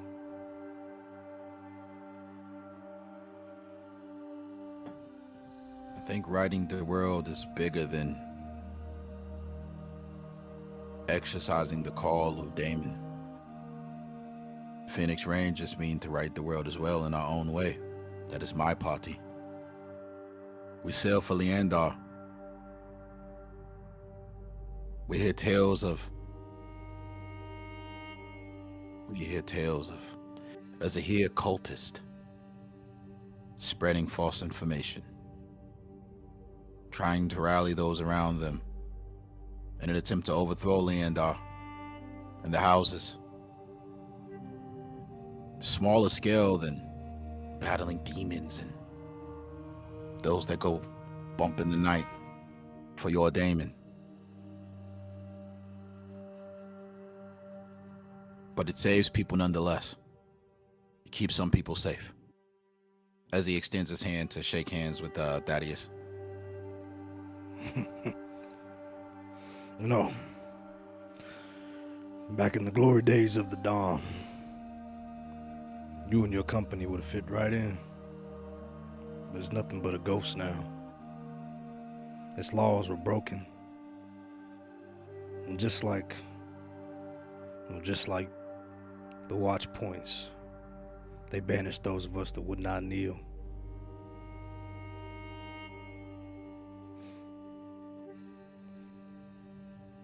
Tell me, Sounds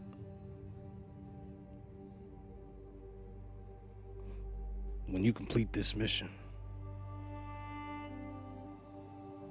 will you continue to do good? Or will you go to the Killfest and join the heretics?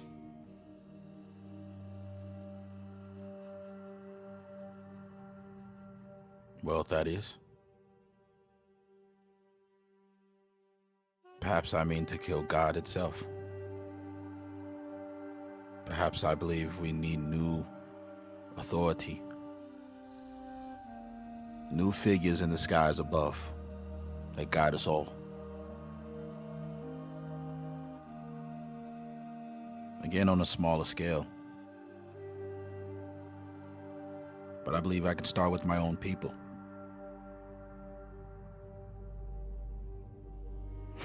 If I kill every living, breathing Yuan-Ti, that's one less thing for the world to worry about. And then I turn my ship, and I kill every Zahir cultist. And then we turn the ship around again, and we kill Damon. And then we turn the ship around again, and we sail towards the next old, archaic, barbaric figurehead in the sky. All those cursed by its blood. And we remove those from Tungra as well. Perhaps I choose the ultimate cleansing, and we all start anew. Leaving people like you, Thaddeus, to pick up the pieces. And my friend there, no beard Gog, to rebuild his home and help you pick up the pieces. But the world does need to change. And I do believe that radical change requires radical action. So why not be a mortar? That is what I live for. to change the world and to die with it.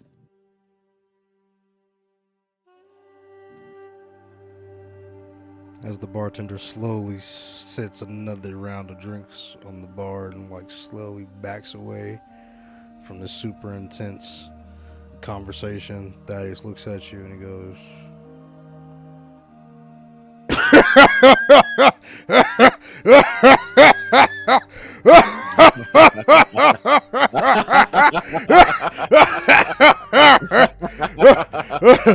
oh, I drink to that. oh, drink to that. Whew. It was good to talk with like-minded individuals every once in a while. Oh, you- but of course. If you do make it to Crelestra, we make our way to the Tower of Freed. It's an old lighthouse built on the coast. Long abandoned, but I'm sure you will find refuge there. Much appreciated, Thaddeus. If we make it there alive, that's his. Then I'll take you up on that. Indeed, as he lifts up this drink and he holds out his hand to toast with you.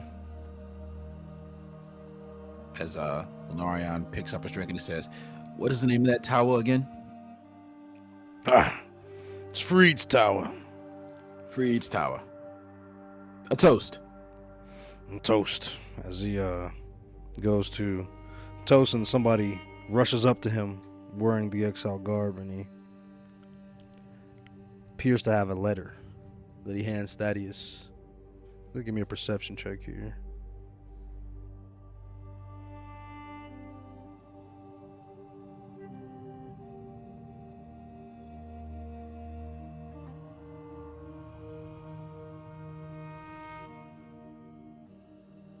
Uh, 19. Okay. As you take a glance at the letter, just quickly watching as they exchange this item, Thaddeus puts his hand on it, looks at the, turns it, stuffs it in his bag, but you notice that the letter appears to have the official seal that you'd be familiar with from your time in Luda's Bay.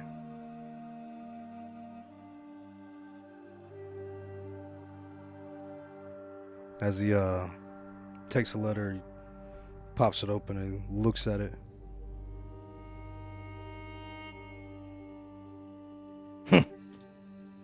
Change of plans, mate.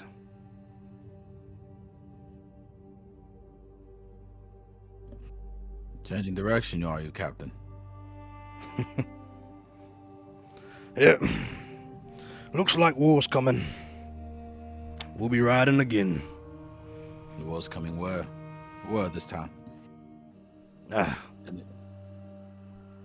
Nowhere you've heard of. Nothing to worry about. Try me. Are you selling to the cold?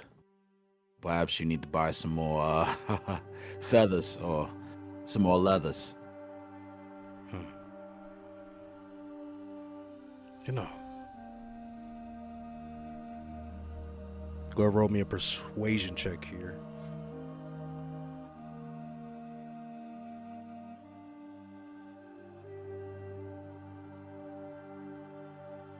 27.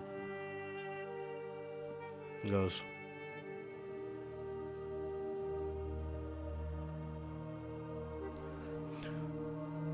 looks like that grand old peace in the Golden Islands run its course.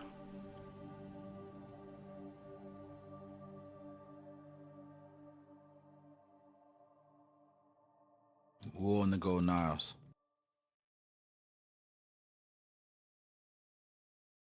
Whose side are you on in this war?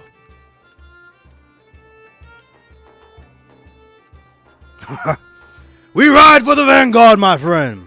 Now, that toast. As he goes That to clink toast. his glass against yours. And you guys Yep, and he toast clinks his indeed. glass.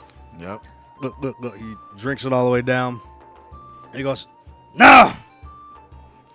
I've had fun sharing tales with your mate. Must get my men gathered. We sail for Luda's Bay.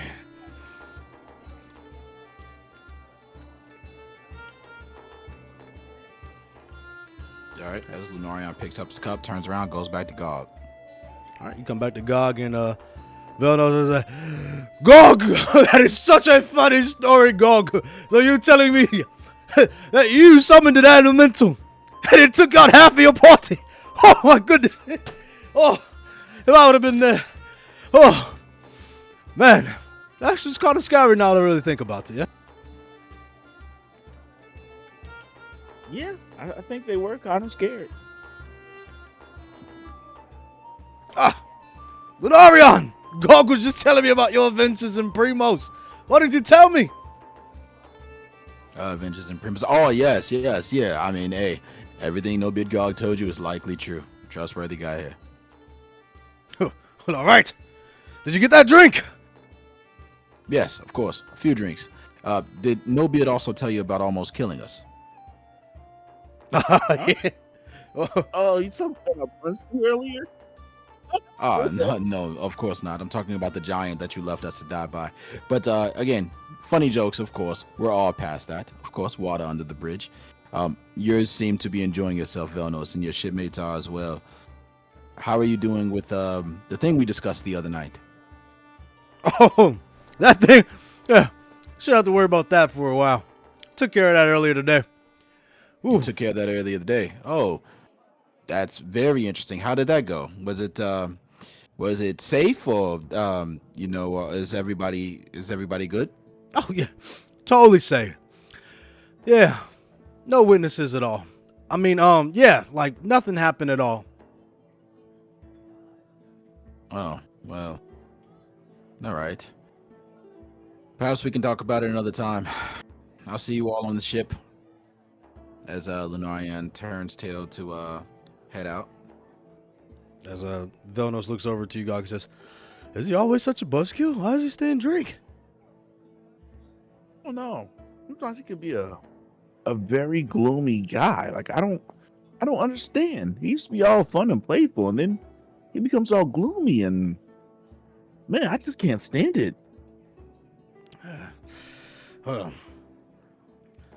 maybe. I know. There are some wenches nearby. Perhaps we should send some to his room. Cheer him up a bit. Oh no, he's married. He can't be doing that. I wouldn't allow that. Oh, you're right. He did have that ring on his finger. He did. Gog, are you married? Married. Yes, I just noticed you also wear a ring. Oh, this ring. Nah, this ring was given to me by somebody. Pretty cool guy. Come on, share. I've done all the shouting here. Give me a little bit of you. A little bit of what? Come on, tell me a little bit about the No-Beard Gog experience. Who's that special someone that gave you that ring? Is she hot? I won't steal her, I promise. It's more like an old decrepit monk man. Why do you keep calling me No Beard God? Just call me Gog. I mean, everybody has their taste. Old men, not going to judge you. I prefer the fish women. Sirens and mermaids. Oh, they get my juices flowing as his gills sort of flutter a bit in his neck. But don't they stink? Stink! The stink is the best part, mate! Oh man. Oh, You can man, always you're a tell the real nasty ripe guy. ones by the smell. If I can't smell you from a mile away, I really don't want it.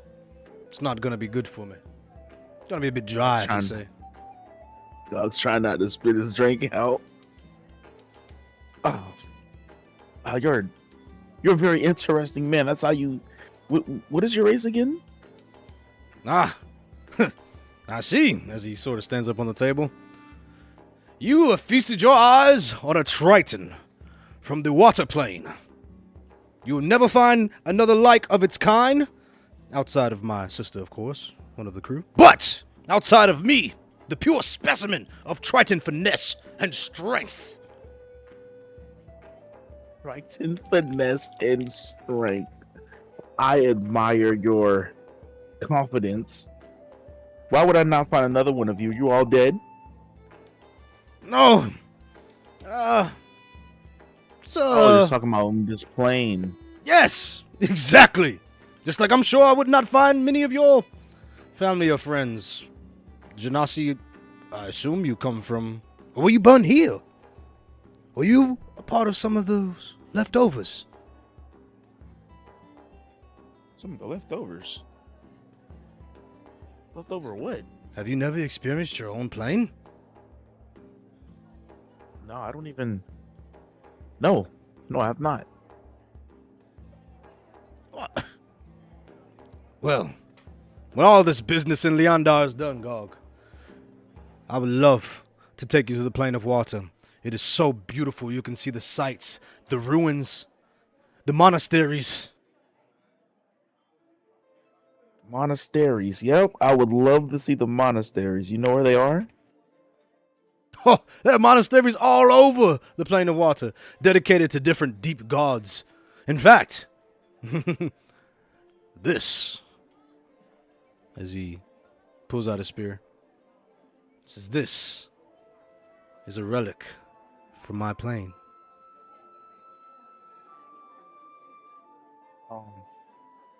Yeah, that looks nice or whatever, but there's other monasteries on that water plane. Do you know anyone named Bartholomew by any chance?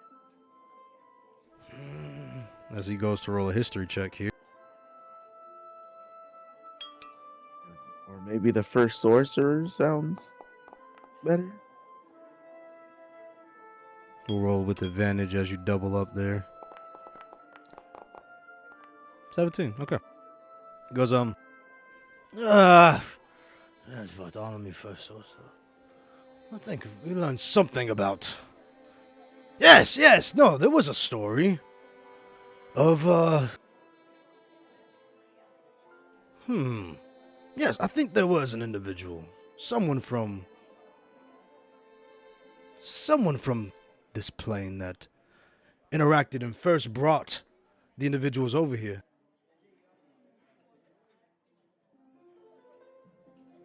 Somebody, but you're not sure it's him?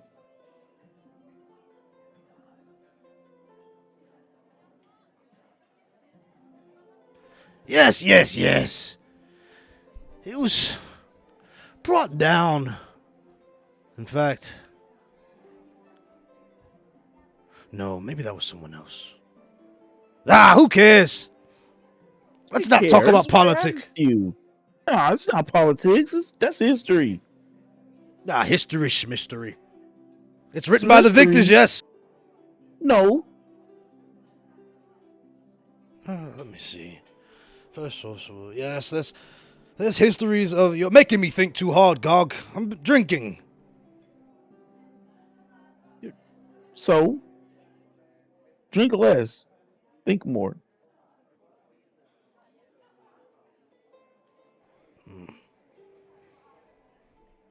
Yes, the Bartholomew name does ring a bell. The first sorcerer created the monasteries of, or something of the kind.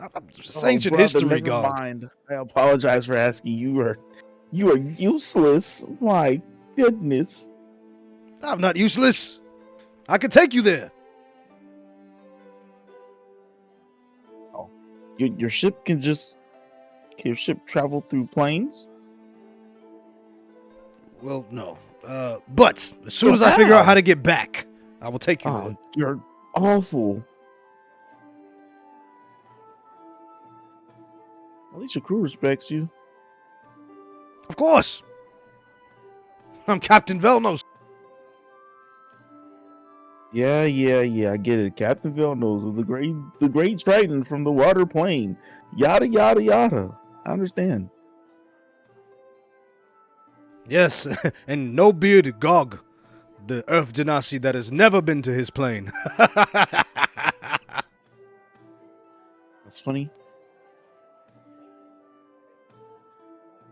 Oh, you are homeless.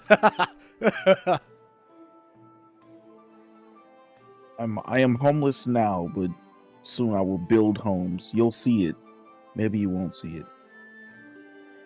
Yeah, actually, you won't see it probably. Maybe, Gog. Maybe. All right. Crew, you've had your fill. Let's return to the rain. We need a good night's rest. For tomorrow, we get out of this shithole.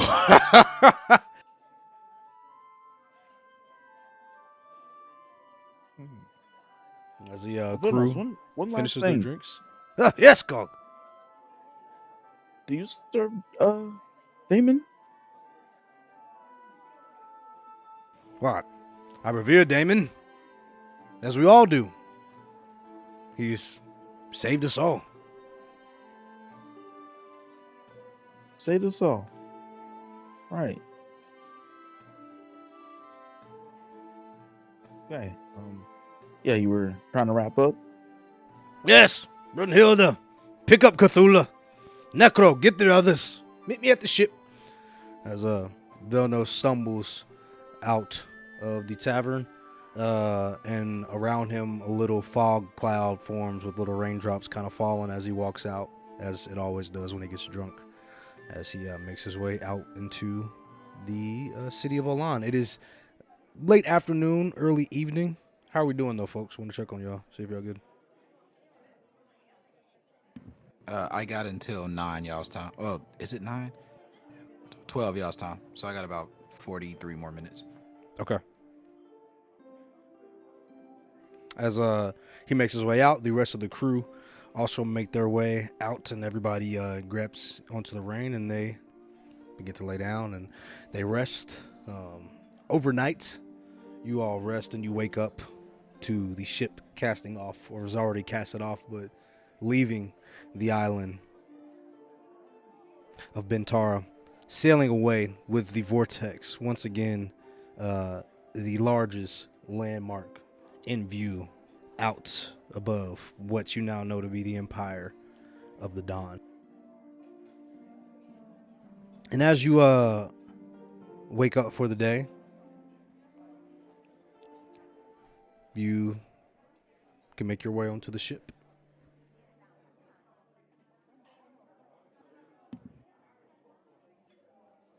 Hey, no beard. Did you enjoy your time in Yes, the tavern? Captain? Oh yeah, it was a very nice time. Yeah, I did enjoy it, actually. I met a man named Thaddeus who spoke to me about the Creole Festival.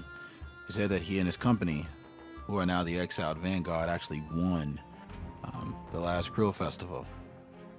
And he says that Creole Festival is a charade, a fraud, and that they played with his mind and the minds of his crews afterwards to try to get them to do their bidding.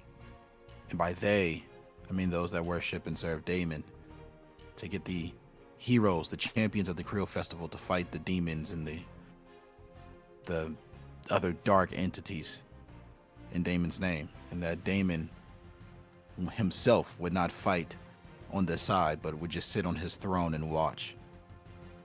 He warns us against going to the Creole Festival.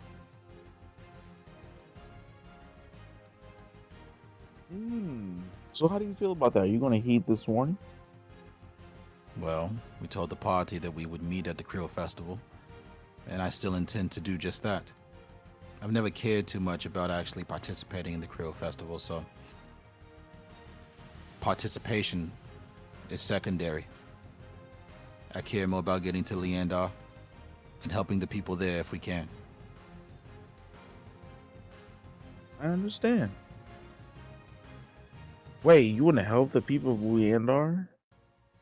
Well, that's what we'll end up doing if there are Zahir cultists trying to cause an uprising there and uprise the houses, or uproot the houses from their traditions. Take out the people there, trying to create their own. Says the whatever it guy is who that their says goal he's is. not a hero.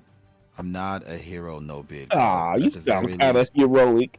oh brother, at the very least, it's a bit selfish, but at the thought of Zahir, I did need to go and investigate myself.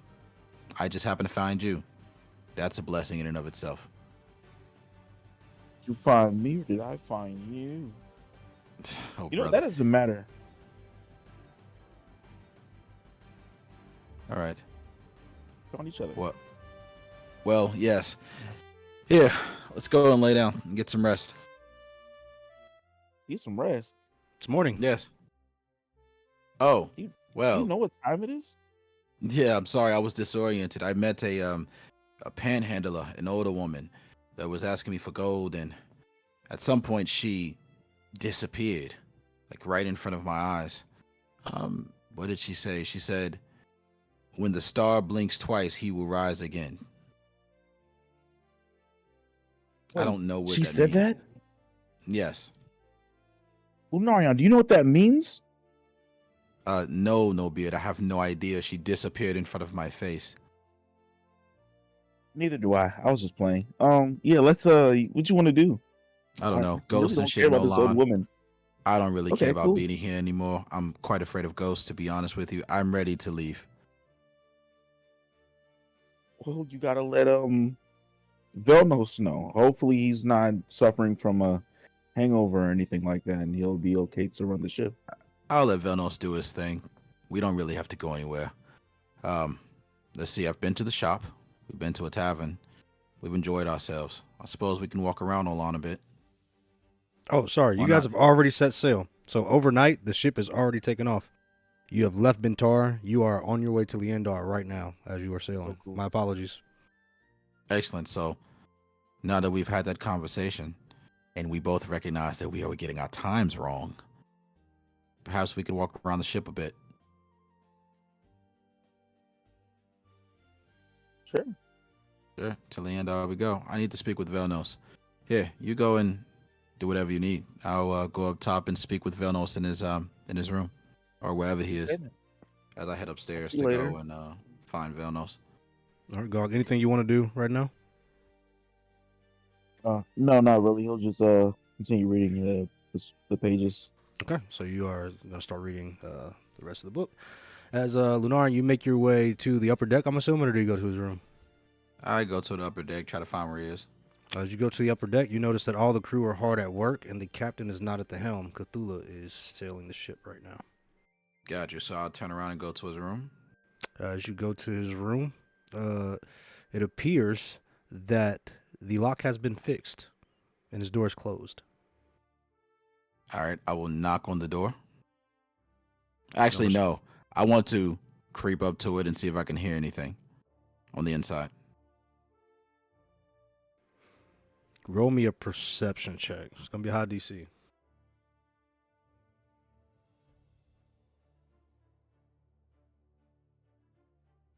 $23. Okay. With that 23, you hear...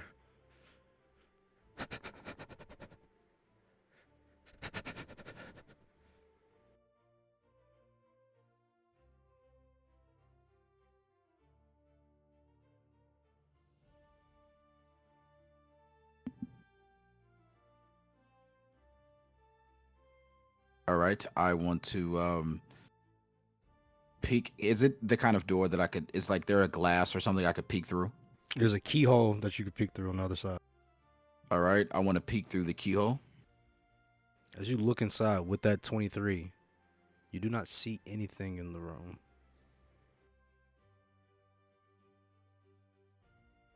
All right, I want to knock on the door. Velnos, it's Lunarion. Let me in. As I'm banging on the door. The breathing stops. You don't hear any response.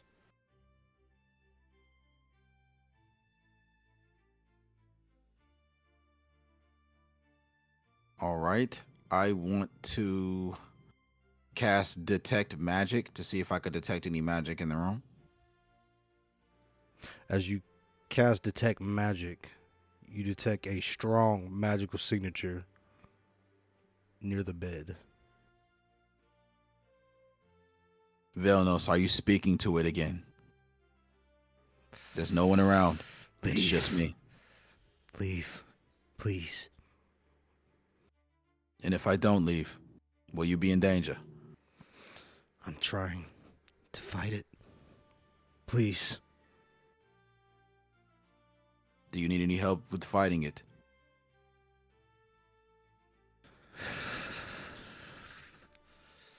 Leave! Fine, Velnos. I'll leave. As Lunarion turns around and walks forward, but he's just gonna stay there, lingering. Okay. How long do you stay there? I'm gonna stay there for about 20 minutes. Velnos never comes out of the room. At the end of that 20 minutes, one of the crew members walks down, Necro, who's the quartermaster, and he's just kind of taking stock of everything. He starts to walk down the hallway towards where you're standing. He says, everything all right with the captain? I don't know. I think the captain is a bit sick, so I'm just staying here waiting for the captain to come out. But no need to have any visitors at this time. We've already spoken. The captain was resting. I'm going to go back and check on him in a couple minutes to make sure he's either still resting or he's feeling a bit better. I'll give you a report. Fine thing. Tell him we got a full count. We've restocked all the food, all the wares, and we even brought in some beer from that tavern. So, Understood. have a good meal tonight.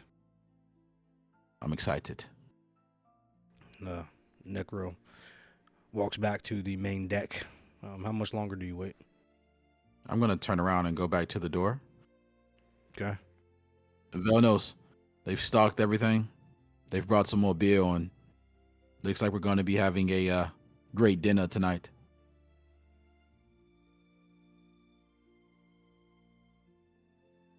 Do you hear me in there? Are you still alive, Velnos?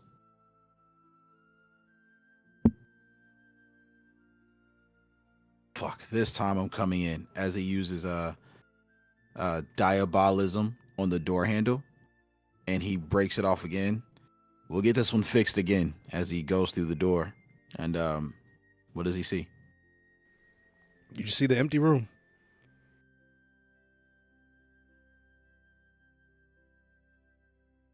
Velnos. Velnos? The door closes behind you. He turns around. Does he see Velnos there? Nope. All right, he goes towards the door to try to get out. Open the door, and it's open. Yep. And he turns around again. Does he see Velnos there? Nope. All right, I need to round everyone up on the ship. Everyone to the top deck. And he rounds as he tries to call for every single person on the ship to come up top. All right. As most of the crew is already on deck, as you go onto the main deck and start to call out, you gather their attention. As you see Cthulhu has a very worried look on his face. Gog, do you come upstairs when you hear Lunarion? He does. Everybody's there, Captain.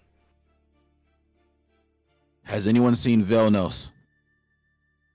Oh. No, sir. No, sir. No.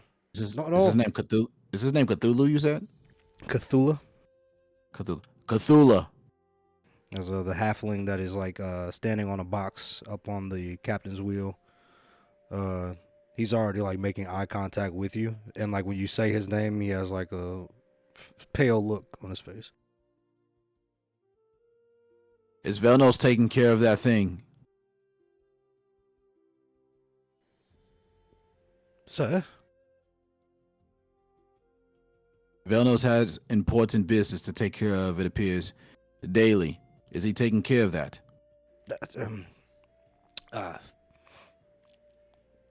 The captain was pretty hungover, so after the revelry last night.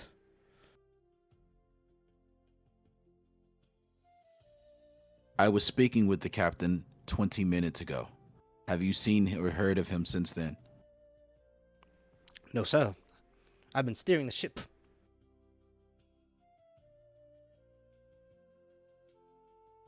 All right. We need to scatter around. We need to move in twos and pairs to try to find Velnos. Please, quickly. All right. You guys, if you're looking to search for Velnos, you both can give me perception checks with advantage as the crew is assisting you, kind of scouring the ship. Yeah, High Gog, and you're with low. me. Yeah, Gog is with me. Alrighty. All right. We're gonna As you roll some guys- perception checks. You said, perception check. Where do you guys decide to look, though? Sorry. There are 4 decks on the ship. All right, you got our perception checks. We're gonna go to the very bottom and start working our way up. Okay. As you guys go to the bottom of the vessel, you find yourself in the cargo hold, the bottom hold. This is where Necro spends a lot of his time, kind of mending holes, scooping up water, keeping the storage clean here. Down here, there are a lot of boxes, netting, barrels strung up on walls. It's a lot narrower than the rest of the ship because you are near the very bottom. So it starts to kind of bowl down in this area of the ship. As you start to kind of navigate down here, you don't see anything, obviously.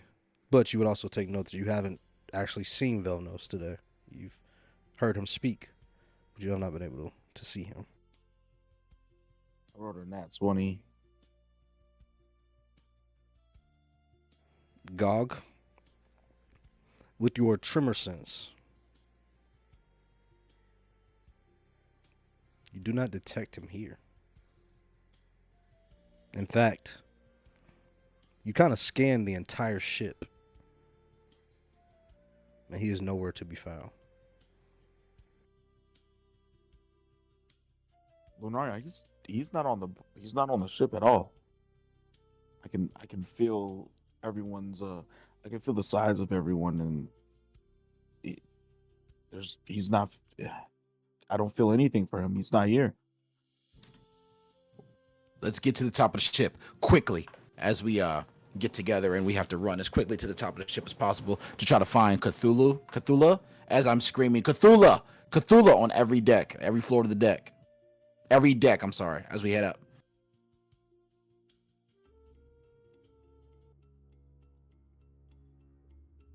As you scream, Cthulhu, Cthulhu, he goes, "Yes, Captain, yes! We are searching. We cannot find him anywhere." It's not about we. Did Velnos get on the ship at all as we left Olan? Yes, I'm sure. He went to his suite last night. In fact, he told me that today I would be manning the boat. That he had some business to attend to. How far are we from Olan? Sir, it's, about a half day's back. Velnos is not on this ship. At all, anywhere. No, sir, he is here for sure. No, he's not. Nobeard has tremor sense. He can detect each and every person on this ship. He does not feel Velnos here at all. Velnos is gone. He's not on the ship. Oh, well, perhaps he's gone for a swim. Has anyone checked over the deck? Cthulhu, we can check over the deck, but we need to tell everyone Velnos is packed.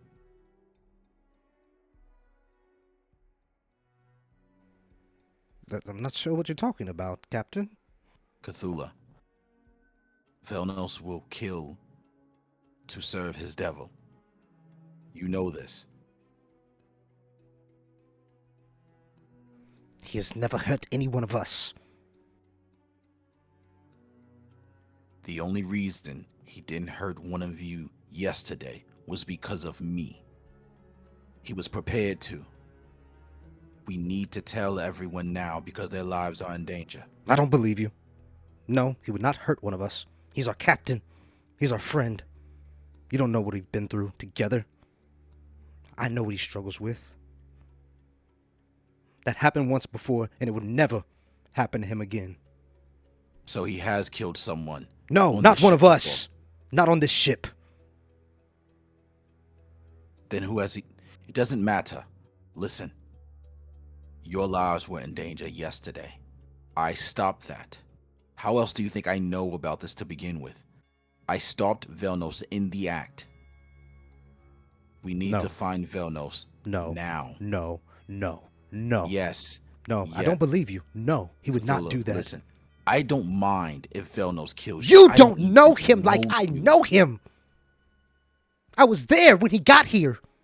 Get out I of my found fucking him. way. As he just pushes past him and he goes, everyone get to the top deck now. No! Captain Denarion, you cannot.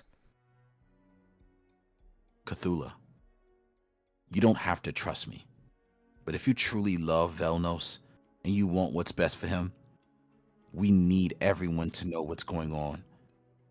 Else he will hurt someone here, and there will be no explaining that. No. We can find him. He cannot have gone far. Perhaps he's gone for a swim to get his mind off of the voices. But he would never hurt one of us. Then He fine. never has. Let's go and look over the ship before I tell them. Get everyone to the top. Now. You don't know him like I know him. You may don't be know the what I'm captain capable here. of. But Velnos is my brother. Velnos could be your fucking father. I will kill you if you don't get everyone to the top ship. I have no patience. None. When the lives of my responsibility are at risk. All of you are my responsibility now. Get everyone to the top of the ship.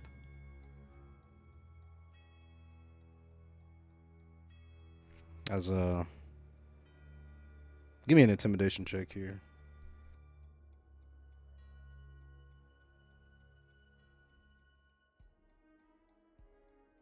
Uh, 22.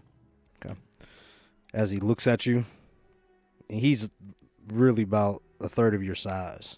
You were standing over him, talking to him as a small halfling. But you do sense a bravery within him, despite his stature, as he does look you in the eye before kind of looking you up and down. Yes, Captain. And he goes to the deck of the ship. And he calls everyone on deck. Grunhilda! Necro!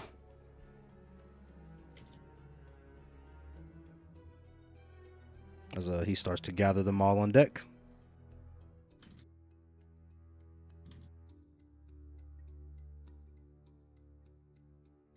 We need to look overboard to see if Velnos is out for a swim. That is all. Velnos is nowhere else on this ship. We've checked everywhere. Ain't no big gog here. With his tremor sense can sense every man, every individual on this ship, period. Velnos is not here. So let's look overboard to see if Velnos is going for a swim. Nimrod. Those with the best eyes, go to the top of the ship as high as you can. Climb up that pole there and see if you can see further down and around. As the crew looks at you, and Nimra, the other female Triton, she steps forward and she says, so you gathered us all here because Captain took a swim? He's a Triton. What do you think, he's drowning? As she flexes her gills. We have gills. As he looks at Cthulhu, no, Cthulhu there is nervous and has high anxiety, trying to find if Velnos is here or if we left him back in Olan. That is why we need to see if he was overboard, going for a swim. Thank you. Yes, Nimra, Lorian is correct. We cannot find the captain, and he did not say he was going for a swim. So, let us look. And everybody kind of shrugs their shoulders and slowly walks over to the starboard and leeward side of the boat, looking over the edge.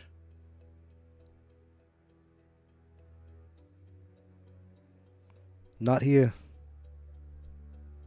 Yeah, not here either. No.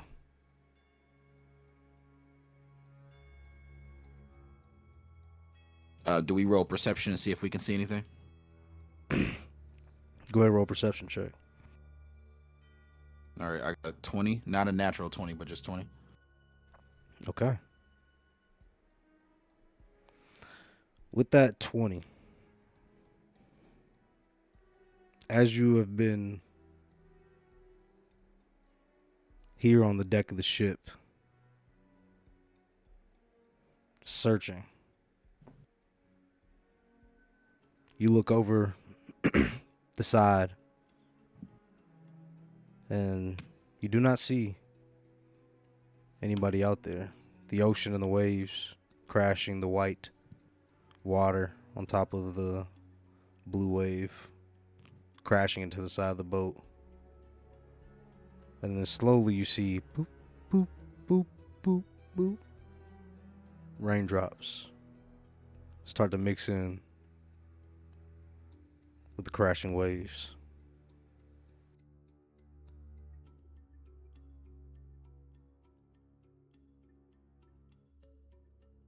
I don't see him over here either. Could everyone please collect ourselves on the top deck again, in the center here? There's something important we must discuss. I'm assuming everybody gathers there in the center. Yeah, as you guys are starting to gather, the rain starts to fall down a little bit harder. Cthulhu wishes to discuss the real reason we're searching for Velnos. Cthulhu, please. Do explain. Yes. That's as Lunariana stated. When we set sail from Olan, I believe the captain was on the vessel at night, but perhaps he got off in the middle of the night and went off. So we may be turning around and we will go back to see if we can find him within the city, the town. Cthulhu, Yes. either you explain or I explain.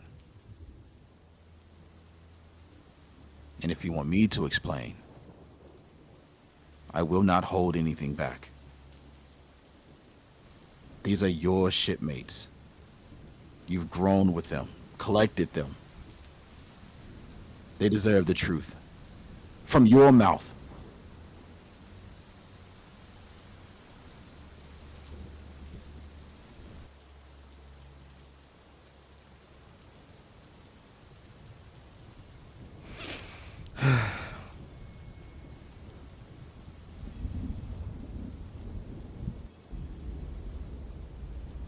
Okay. Okay.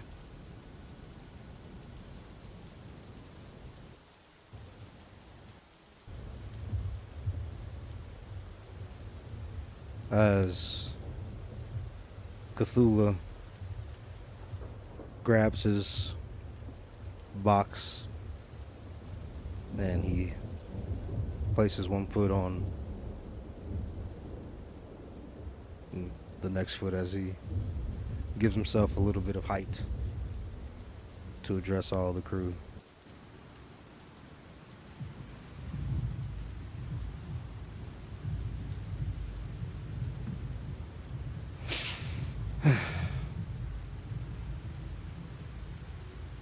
We all know Captain Velnos. He's our loyal and protective captain. The one that has recruited all of you well before we earned the Sapphire Reign. As he points to Necro and Talon. But I was there when he first arrived in this plane.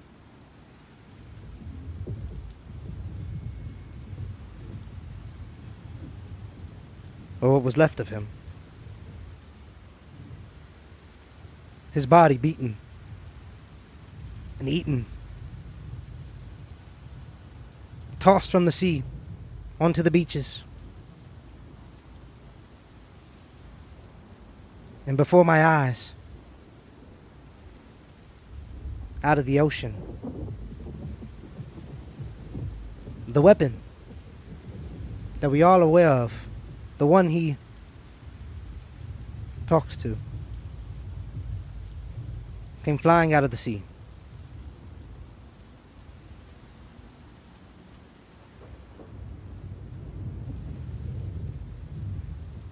With his last, or at least I believed his last, he grasped it, and his body began to majestically heal. This was no regular healing.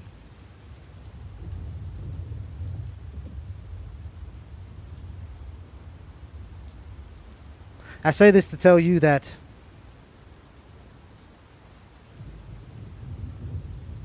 this power that he wields, there is a cost.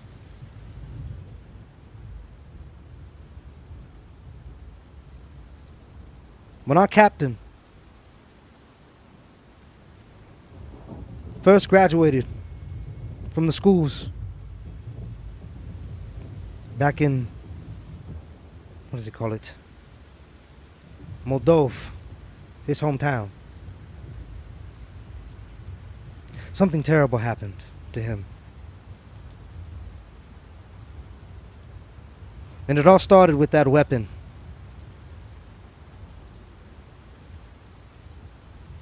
And now he is cursed. And he loves you so, and he hides it well. But I fear that he may have finally succumbed.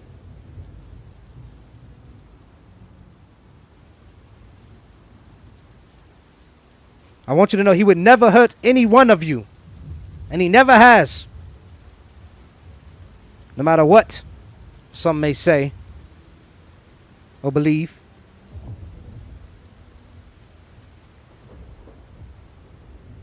What we need to do is find him and help him.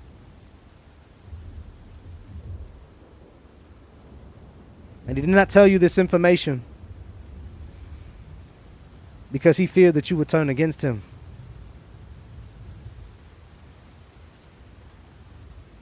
But all of our adventures, and every day, he has worked to overcome his curse, to beat that weapon and the oath that binds him.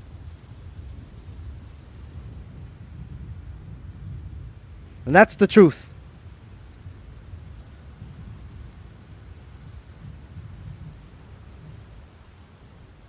So I don't know where he is.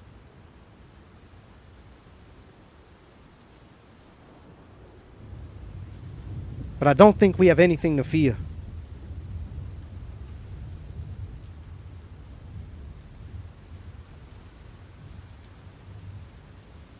Is that enough? But would other innocents have something to fear? That's the question. Vilnos told me in the tavern yesterday, drunk out of his mind, that he took care of it.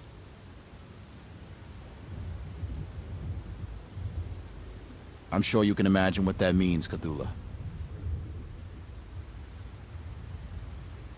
Your captain goes around killing the innocent that hath done nothing to him. As the sea begins to kick up and the boat, as you're talking, starts to feed his rock. trident. I too wish to save Vilnos, as I discussed with Vilnos a few nights ago. I will do all that I can to help find Vilnos. Sir! Sir! Yes. This is great and all, but if we don't get to our stations, the ship is going to sink in this storm. Fine. Get to your stations. As the members of the Sapphire Reign begin to rush and go around, manning their stations, as you're talking, the sea begins to kick up and thrust, and the boat slowly crests over large waves before crashing down into deeper pits. As everybody is scrambling, No Beard and Lunarion, what would you do? Lunarion is going to just watch as everything unfolds. He's not going to leave the top deck because he doesn't want to leave these people alone. There's no captain here, so he's just going to have to be the captain. And if the ship goes down with his captain. Gog? I'm gonna go and give someone help. Give someone the help action. Okay. As you see people throwing ropes over the sides of boxes, trying to strap items down, as you see cargo is sliding across the deck from side to side. With each wave, another round of cargo sliding across the deck. As you watch, an individual actually gets tripped up as one catches them on the ankle before they slowly kind of gather themselves up, and they rush up to the mast and start pushing the mast to loose the sails. As you glance around and see all the individuals that are trying to keep the boat afloat, who do you decide to help? Let me go help. Start with a C. What's the short person name again? Cthulhu? Cthulhu, yeah. Okay, so Cthulhu is at the helm of the ship, steering the boat, trying to direct where you guys are headed. So as you walk up, you get to the top of the boat where Cthulhu is, and he's standing on this box. And like every time the ship moves, the box sort of shifts a little bit, and his weight has to shift. He like gets on one leg to maintain his balance as the wheel is turning. He goes, "Oh, the storm is heavy. This is crazy." Oh, as you look out and you see the vortex out into the distance, the clouds swirling with energy as the boat slowly turns back out towards the west. I'm sorry, the east, before it turns into the vortex, and Cthulhu shifts the wheel more to turn it away, and then it slowly shifts back towards the direction of the vortex. As you give him the help action, he's going to attempt to steer. And rolls perfectly fine enough as he rolls the wheel back to the right, and you guys crest over another giant wave before crashing down. And as you do, you come out. Cthulhu is grasping onto the wheel as he looks out. And God, you notice as you are standing there with him, his eyes get wide. Can I get perception checks from Lunarion, since you're watching, and you as well, God?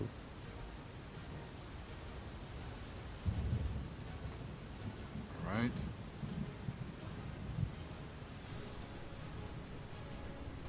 Bad. With advantage or not? This will be flat since y'all are both rolling.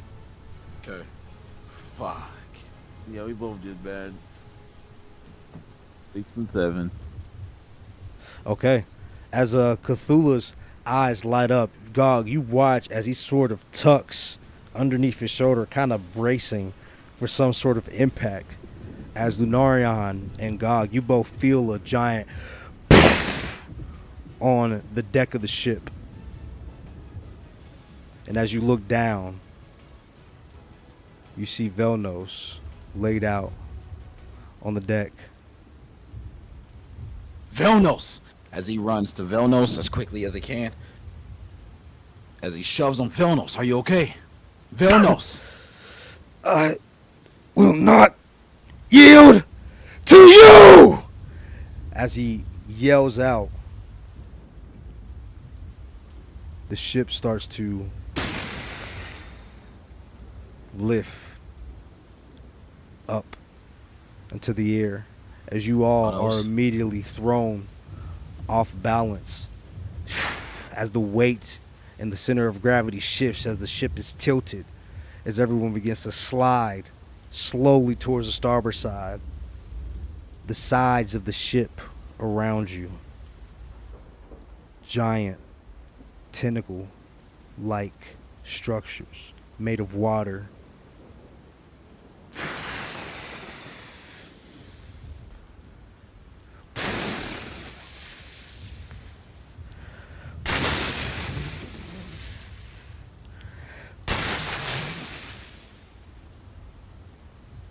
start to erupt all around the ship and before you.